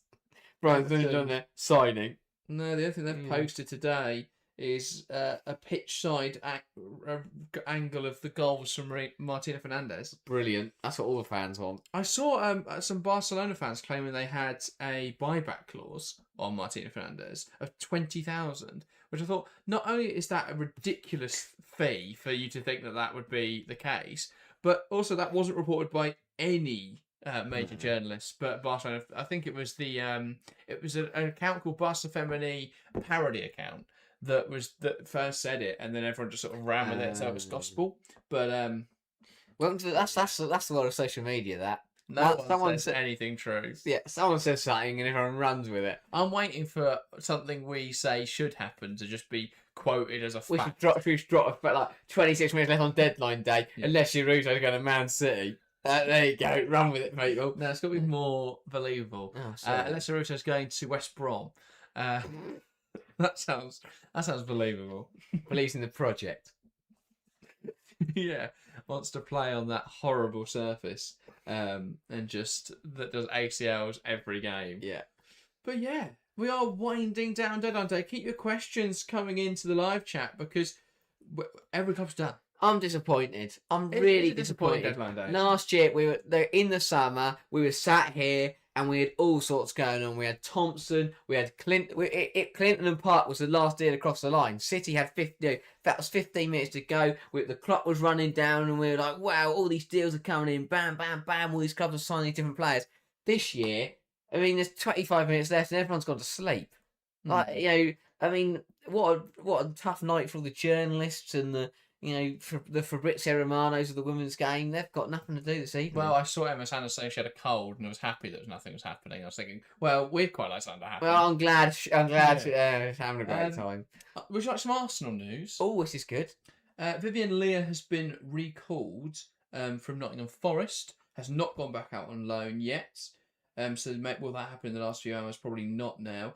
Maddie Earle has come back from loan. She was on loan, obviously, at Ipswich Town. So she's not gone back out on loan. No, ignore me. Sorry, I thought that was the one that Ipswich Town have loaned quite a few players today. They brought in Princess and Malloy that's happened in the last hour. Yeah, they loaned in someone from Bristol City and they loaned in Nelly Lass earlier. They are going for it. They're trying to stay in the division. I think they've sensed an opportunity to catch Portsmouth and keep themselves in the WSL too. But yeah, they're absolutely going for it with as many loan deals they can possibly get on deadline day. And the other Arsenal news is that Sophie Harwood will not go out on loan and will remain with Arsenal for the rest of the season, which I think, considering Taylor Hines is currently back out injured. Oh, and Arsenal are looking for a new player pathway manager to help manage the pathway of academy players into the first team. It's funny how that came out on LinkedIn 30 minutes ago. That was broken by Freddie Cardi. Funny how that comes out directly after they've just brought all their loanees back. We need someone else because whoever's doing the role has just brought them all back. That is my concern. Is that it's great to see that they're all in the squad, but is Slager's actually going to use them? No, but why they're not really ready? So then, keep them out on loan? What is the harm in Madriel doing 6 months out of Ipswich rather than just being part of the squad at Arsenal? Bilal asking a question about London City recalled loanee. Oh, have they done something else? I was kind of hoping that they'd just be like just sign Marsetto. They'd just be like 11th hour. They've spent 3 million on somebody. Well, that's what I thought when we saw London City might go for a midfielder. I thought Bonmati, 3 million. At 10.58. Just give me someone incredible, and I think it's a smart signing for London City, but it's not as fun as we were hoping for. But yeah, Brayson, sorry to go back to Chelsea. That's fine. We love talking about Chelsea. What would be ideal backline to finish the season? It's hard to say. I think we will go back to the 3-back for the foreseeable. I don't actually think that's a bad idea. I think it will give us the best chance at doing something in Europe, because I think you can quite freely go between the 3-2-3-2, which is then the sort of 5-2-1-2 out of possession. You can easily go between that and then the 3-2-2-3 or 3-box-3, and then just depend on the opponent. Because I think in a game where the side is going to be there's going to be a little bit more space, having those two strikers and then being able to either push the wingers super high if it's a team that are poor and giving up space, or really defensive against teams like Barcelona. I think that's that's why we've seen Chelsea move to a 5-back as well. Is that will work against Barcelona, and that was the whole point of this season, right? To go and beat Barcelona. Now they've got to play Lionesses, which is a different kettle of fish. But do you play a similar brand of football? This is the reason I don't think Chelsea are out of the Champions League hunt. I think Arsenal in the quarterfinals will be the toughest test. Obviously, there's every chance they just lose to Lyon and lose to Barcelona. And I'm not saying that's not a possibility, but I think actually the one that I'm most worried about is that Arsenal game. After that, if they play really defensive and can hit effective and just don't concede first, and then hit, and I know Chelsea have been really poor defensively, and that is a problem, but they can be the defensive side, let the other teams have the ball, and then look to transition. They can beat, the same way Arsenal beat Lyon and Barcelona last year, they can beat Lionesses and Barcelona. That is, I think Arsenal will be the biggest struggle at the moment, the way Chelsea are playing. Yeah, good point. I mean, we've already seen it work against Barcelona this season in the league phase. Knockout football is a wonderful thing. You can get there by just being defensively solid. You don't have to score goals to win knockout football. Defensively solid performances are what you need. It's how Tottenham got to the FA Cup final a couple of years ago. It's how Leicester got to the same final in that same year. The best way to win knockout football is to just play defensive. You don't need to score goals. Arsenal in the Champions League final, they bided their time, they waited, and then they got their goal. It's the best way to play knockout football. Here's a question for you and for everyone in chat. Because we won't talk about it before the game on Sunday. How do you play Sunday's game? Do you Which one? The Chelsea Tottenham? Tottenham. How I didn't know which game you were talking about. I thought it might be Arsenal City. Oh no, that one's good. City going to win that. I'll tell you that now. How do Arsenal play that? Just pray. just hope they can ensure them turn up. I think just quickly, the way Arsenal do something there is they just feed into it being a very end-to-end game and hope that they can get the better of City in that style. But they did that at the Joey and still lost 3-2. But exactly.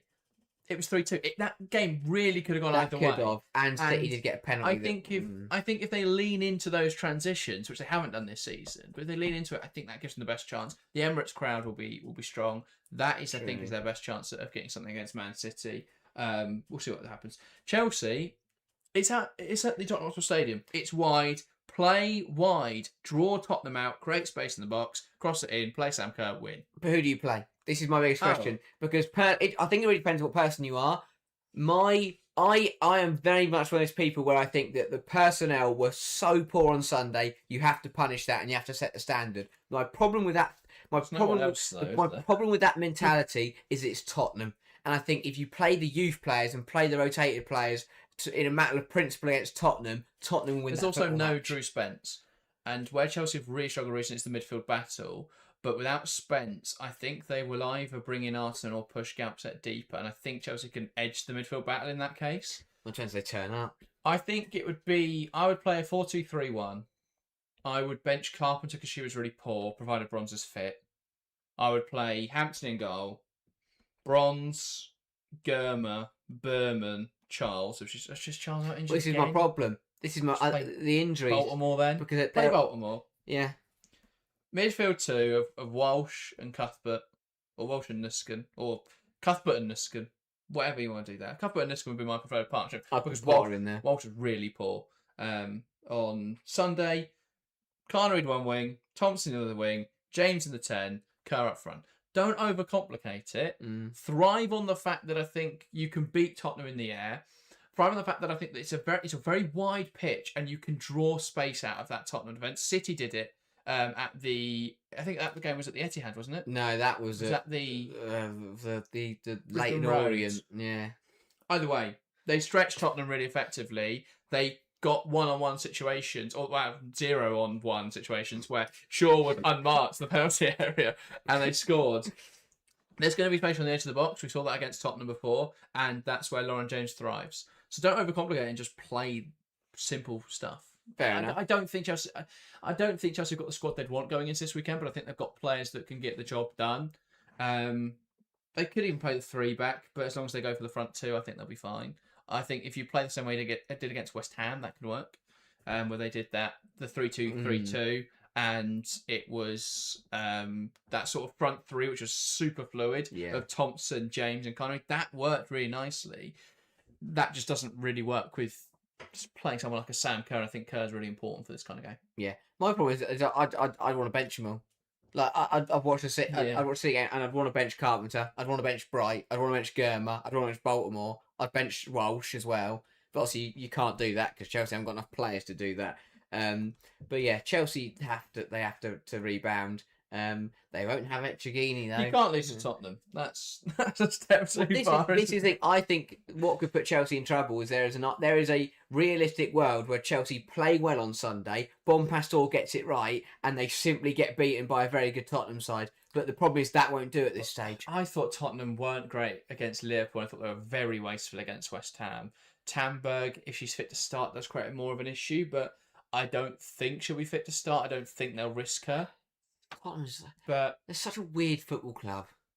Like they have, as you say, because they've dropped points this season, but they're still there. Usually, when we like Brighton, for example, once Brighton started dropping off points, they completely fell off. But Tottenham have dropped points, but they're still in the fight and they're still there. And I don't really know what to make of them. But I think Martin is a very good manager.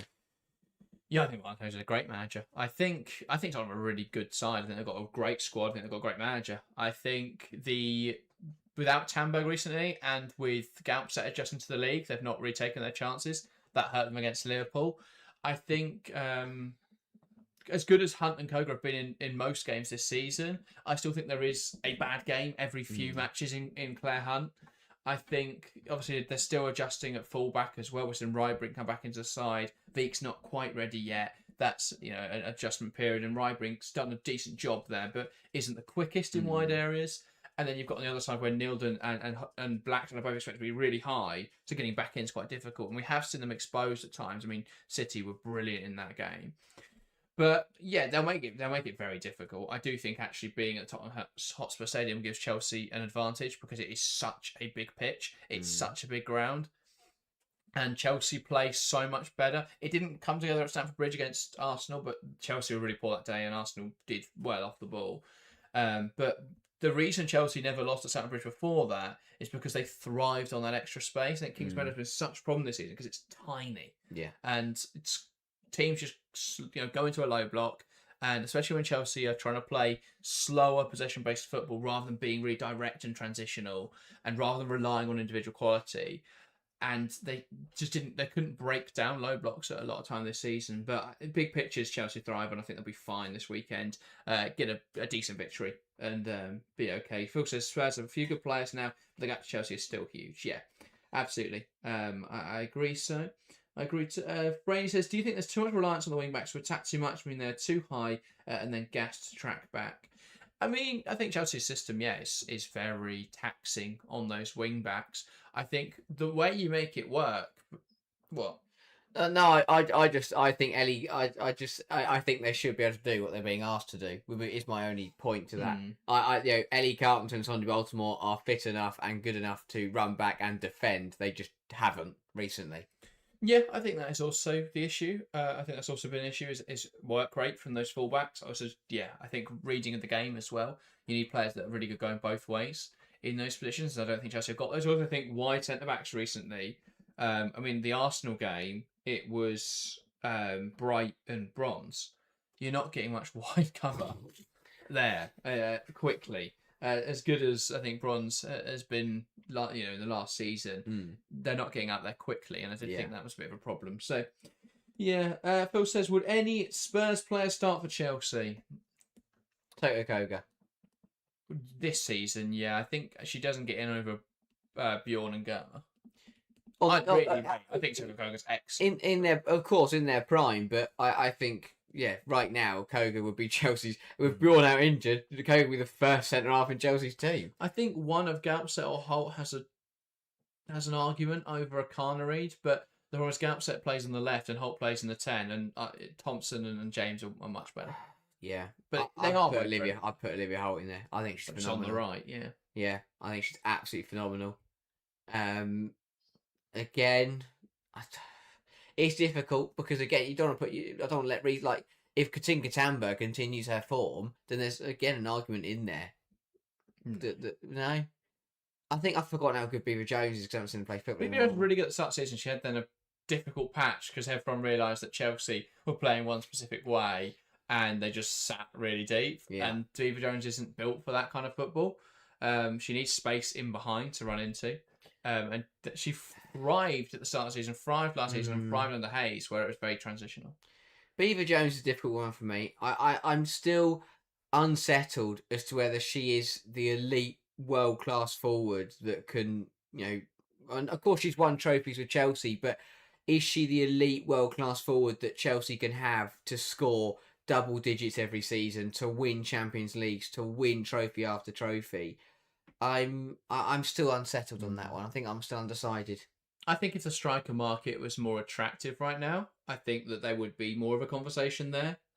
I also think if Chelsea didn't have Myra Ramirez coming back and still have Sam Kerr, there'd be more of a question there. Yeah. But it's difficult to see them changing their strikers anytime, this season. That'll probably be a role for next season. I think Myra comes back in, and that's three very different profiles, but three players who are all elite at different aspects of the game.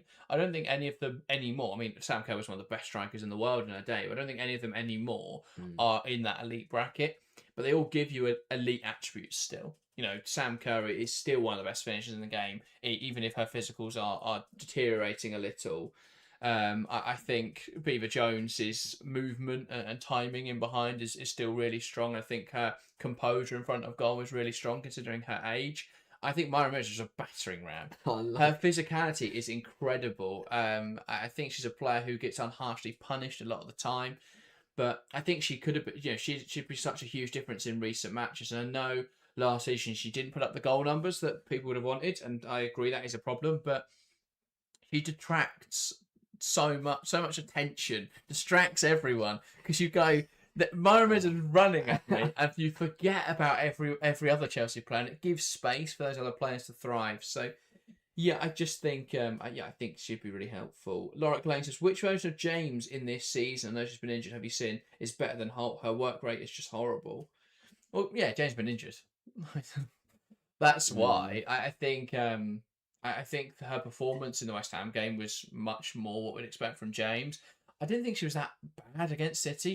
They never really got into the right positions. But see that, that ball for Captain, it's world class. But she, outside of that moment, Chelsea never had an opportunity where she had space and time on the edge of the box, and where anyone made any sort of movement in the penalty area. Now, Captain was just, so close to being onside, and that makes a difference. But if not, that's a fantastic assist, and we talk about how that changes the game state and perhaps changes the game.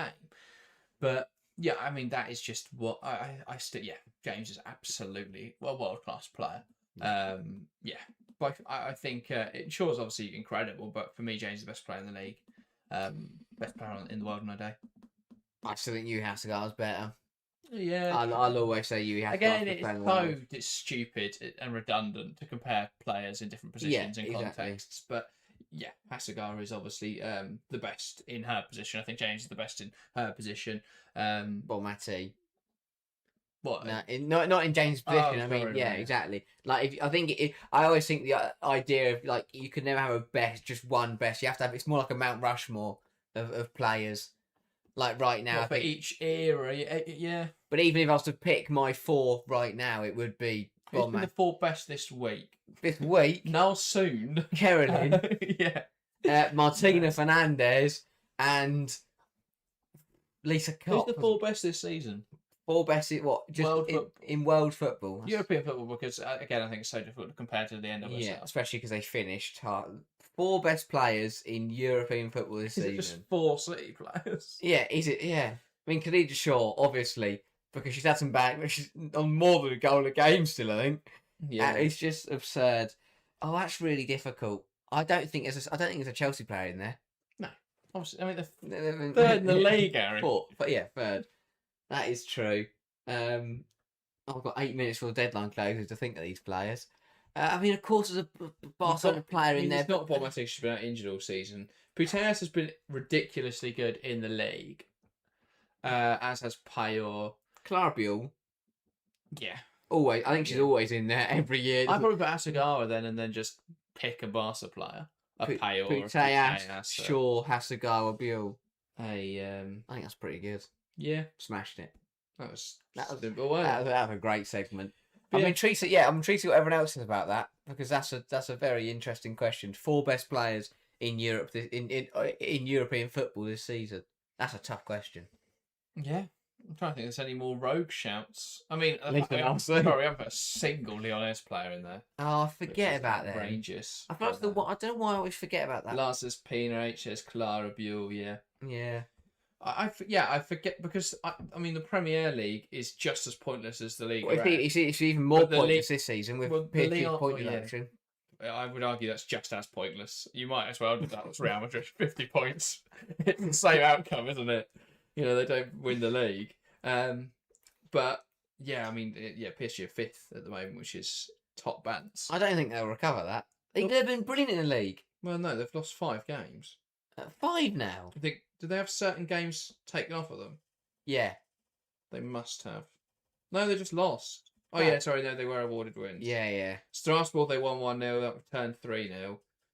Harbour, they won 2-0, that was turned the other way as well, and they beat Fleury 4-0. That's so poor. And that was turned around, so, because of unregistered players. But they did lose 6-1 to Lionesses and then 1-0 recently. Better. Oh, yeah, it's much better, yeah. They also drew 0-0 Paris FC and drew 2-2 in Montpellier. And didn't get into the Champions League. And got 1 point in the Champions League because they drew Benfica. Sorry, 2 points. They drew Leuven as well. Oh, well done. Well done. Give them all the applaud. It's phenomenal work. Yeah, I remember when Mary Ups went to PSG to win the Champions League. Didn't even get in it the first this season. year, turned up Old Trafford. 2 points. Turned up Old Trafford, ended up on a rear as United on the game. But yeah. Karina asks, off topic, does anyone know what's happened with Aston Villa's squad? We haven't got any updates on Daly or Kendall. Aston Villa have had a weird old season. I think Kendall's had a slight knock, but should be back soon. Daly, I don't know what's happened there. No. Haven't heard any injury news on Daly. Doing podcast, probably. But yeah. Villa are weird. I can never talk about Aston Villa because I don't know what to say. They've got all the right players in all the right positions that could do really well. And some days it works beautifully, and some days it goes horrendously wrong. I think Arroyo's a good manager. They've got everything they need to be a really good team. Yet every week they turn up, and it just doesn't happen. It doesn't work. It's got to click one day for Aston Villa. I think, they just need to score more goals, really. And I think the 3-4-2, 3-4-1-2. It doesn't feel like it's ever going to be elite. 3 backs occasionally are the elite formula, but very rarely. A lot of teams use a 3-back in possession anyway, but defensive shapes tend to work better as a 4-back. 5-back, you can get bogged down, too easily. I think that's what Chelsea have found this season, is that theoretically a 3-2-3-2 is fantastic, but it's very difficult to implement in practicality. I think the best way to do it would be some sort of 4-4-2 becoming that sort of 3-2-3-2. But then you need a winger that makes this insane run into attacking midfield every time you attack. So it's very difficult to implement in practicality at the moment. But Lorick says, Lauren James is an idea, except for that one season. Every time we're like, oh, she played injured. On a day, she can produce magic. When was the last magic? Shout out to Dumoulin. The Euros, she was by far and away the best player for England at the Euros, and she played the entire tournament injured.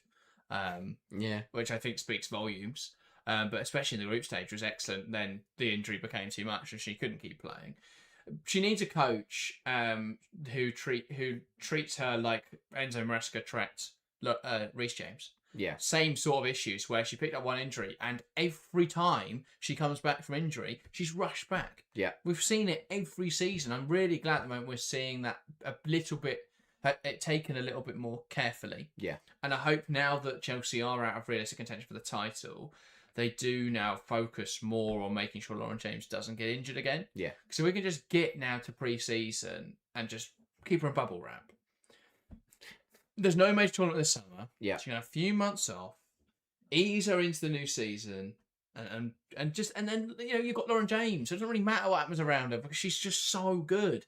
But she's just always injured, and it's been such a problem. But Hayes and Wiegman and Bonpastor last season just rush her back because she changes things so quickly. You desperately need her. I mean, there's a reason that Wiegman played her when she was injured at the Euros. She needed Lauren James to win those games. No other player in an England shirt does what Lauren James does and completely changes the dynamic of the game. Yeah, I think the Arsenal game, like two Saturdays ago, was the biggest representation because she didn't score in that, but look, she came on and just had shots, made it, and while Chelsea with this burning wreck around her, she just picked the ball up. Even the City game, she created a fantastic opportunity. Exactly. It's this burning wreck around her. The ship is sinking, and she's still there going, "I'm going to have a pop. I'm going to try and make something happen. I'm going to do this. I'm going to do that," and and play some really good football. And yes, what she does, she just looks brilliant when she's on the ball. And as you say, if she can get a good run of form together, get firing, then she'll just explode. Yes, we are down to the last. Oh, here we go. 90 seconds of the least anticipated deadline I would put it down ending. It was one of the worst deadline days for a while. It's felt like it, yeah. We haven't got a Peter Owen wing. You haven't got someone knocking outside Michelle Kang's door. We don't get that anymore. Romano and that and now obviously that coming across the women's game has ruined that forever. And you'll never again see a proper deadline day. People sat in their cars waiting to be announced, or knocking on the door of stadiums trying to get in. The glory days of deadline day will never happen again. Deals now happen. I mean, like today, we knew nothing was going to happen because this morning all the journalists said nothing's going to happen. Ravish. But Last minute. I don't know why a journalist should do that. If I was a journalist, I'd say loads going to happen. I'd make things up, yeah. Wouldn't do that. Okay. Then they don't happen, and then you lose your credibility. Cannon say might leave Arsenal in the 11th hour.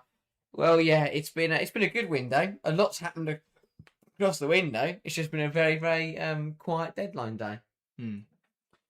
Alyssa says, if McCabe, we did ask this earlier, but if McCabe were to leave this summer, do you think Caitlin would leave with her? Don't worry, Alyssa, I did read through whatever words you typed in that comment that were wrong. But yeah, I think they will both leave. They'll both end up in America somewhere and live happily ever after. No. We can't. It's not New Year's Eve. I can't remember to do it. I've lost all fingers and thumbs. 4, 3, 2, 1. Yeah, it's over. Right. Thank you very much. We've done it. The transfer window is closed. No more deals. We could have told them that yesterday. They didn't do anything, did they? None of the clubs. To get in the? Oh, hang on. Everton 25 minutes ago. Deadline day is not over yet. They announced the player that we talked about earlier. Kramzar. Kramzar. Deadline day's over though. Someone needs to tell them. It is over. That was 25 minutes ago. I forgot that we needed to keep refreshing to find out. But yeah, mainly it's WSL 2 that did stuff. Window's done. January's over. Shut. The 3rd of February. January's over. There we go. Deadline day is over. Window's done. No more transfers. We're back in the summer to talk about more transfers. Yeah, we're done now. Nigel says came in right on time. There we go, Nigel. Welcome. Yeah, welcome. They're done. Deadline's over. Get out of bed. Over. Not the most exciting window. Definitely not the drama of the last 2 windows. The biggest signing, probably Sam Coffey to City. Yeah. Worst signing, without having actually seen them play yet. Ashton will go in Leicester. And he scored an own goal. Yeah. True. I will say. I think it's going to flop. I don't think there's been too many bad signings. I'll say Cascarino. I just don't think she'll be worth the money. I think we'll look back in the summer and say, what's the point? Fred Godfrey tries harder and actually scores. Alyssa says, can signings still be announced tomorrow if they were signed today? Yes, but they weren't. No, nothing's been signed. Nothing's doing anything. Everyone's finished. Not a single thing has happened tonight. Yeah, I mean, it's the first January we've had in the women's game since 2021. Well, no, we had 3 more. Which hasn't featured. See, you've got to just wait. I know you had to get there that early. Well done, but wait. That hasn't had a major tournament in the summer afterwards, and that's why we've not seen much happen. I think rubbish. Yeah, all major tournaments. Rubbish. If FIFA are listening, we want one. We never want the rest. The FIFA Women's Champions plate going next year. We can see more teams ban it out. McCabe can give away more penalties. Club World Cup coming your way in 2028. Oh, that's in the middle of the window. That's going to make the window even worse. Oh, what a load of rubbish.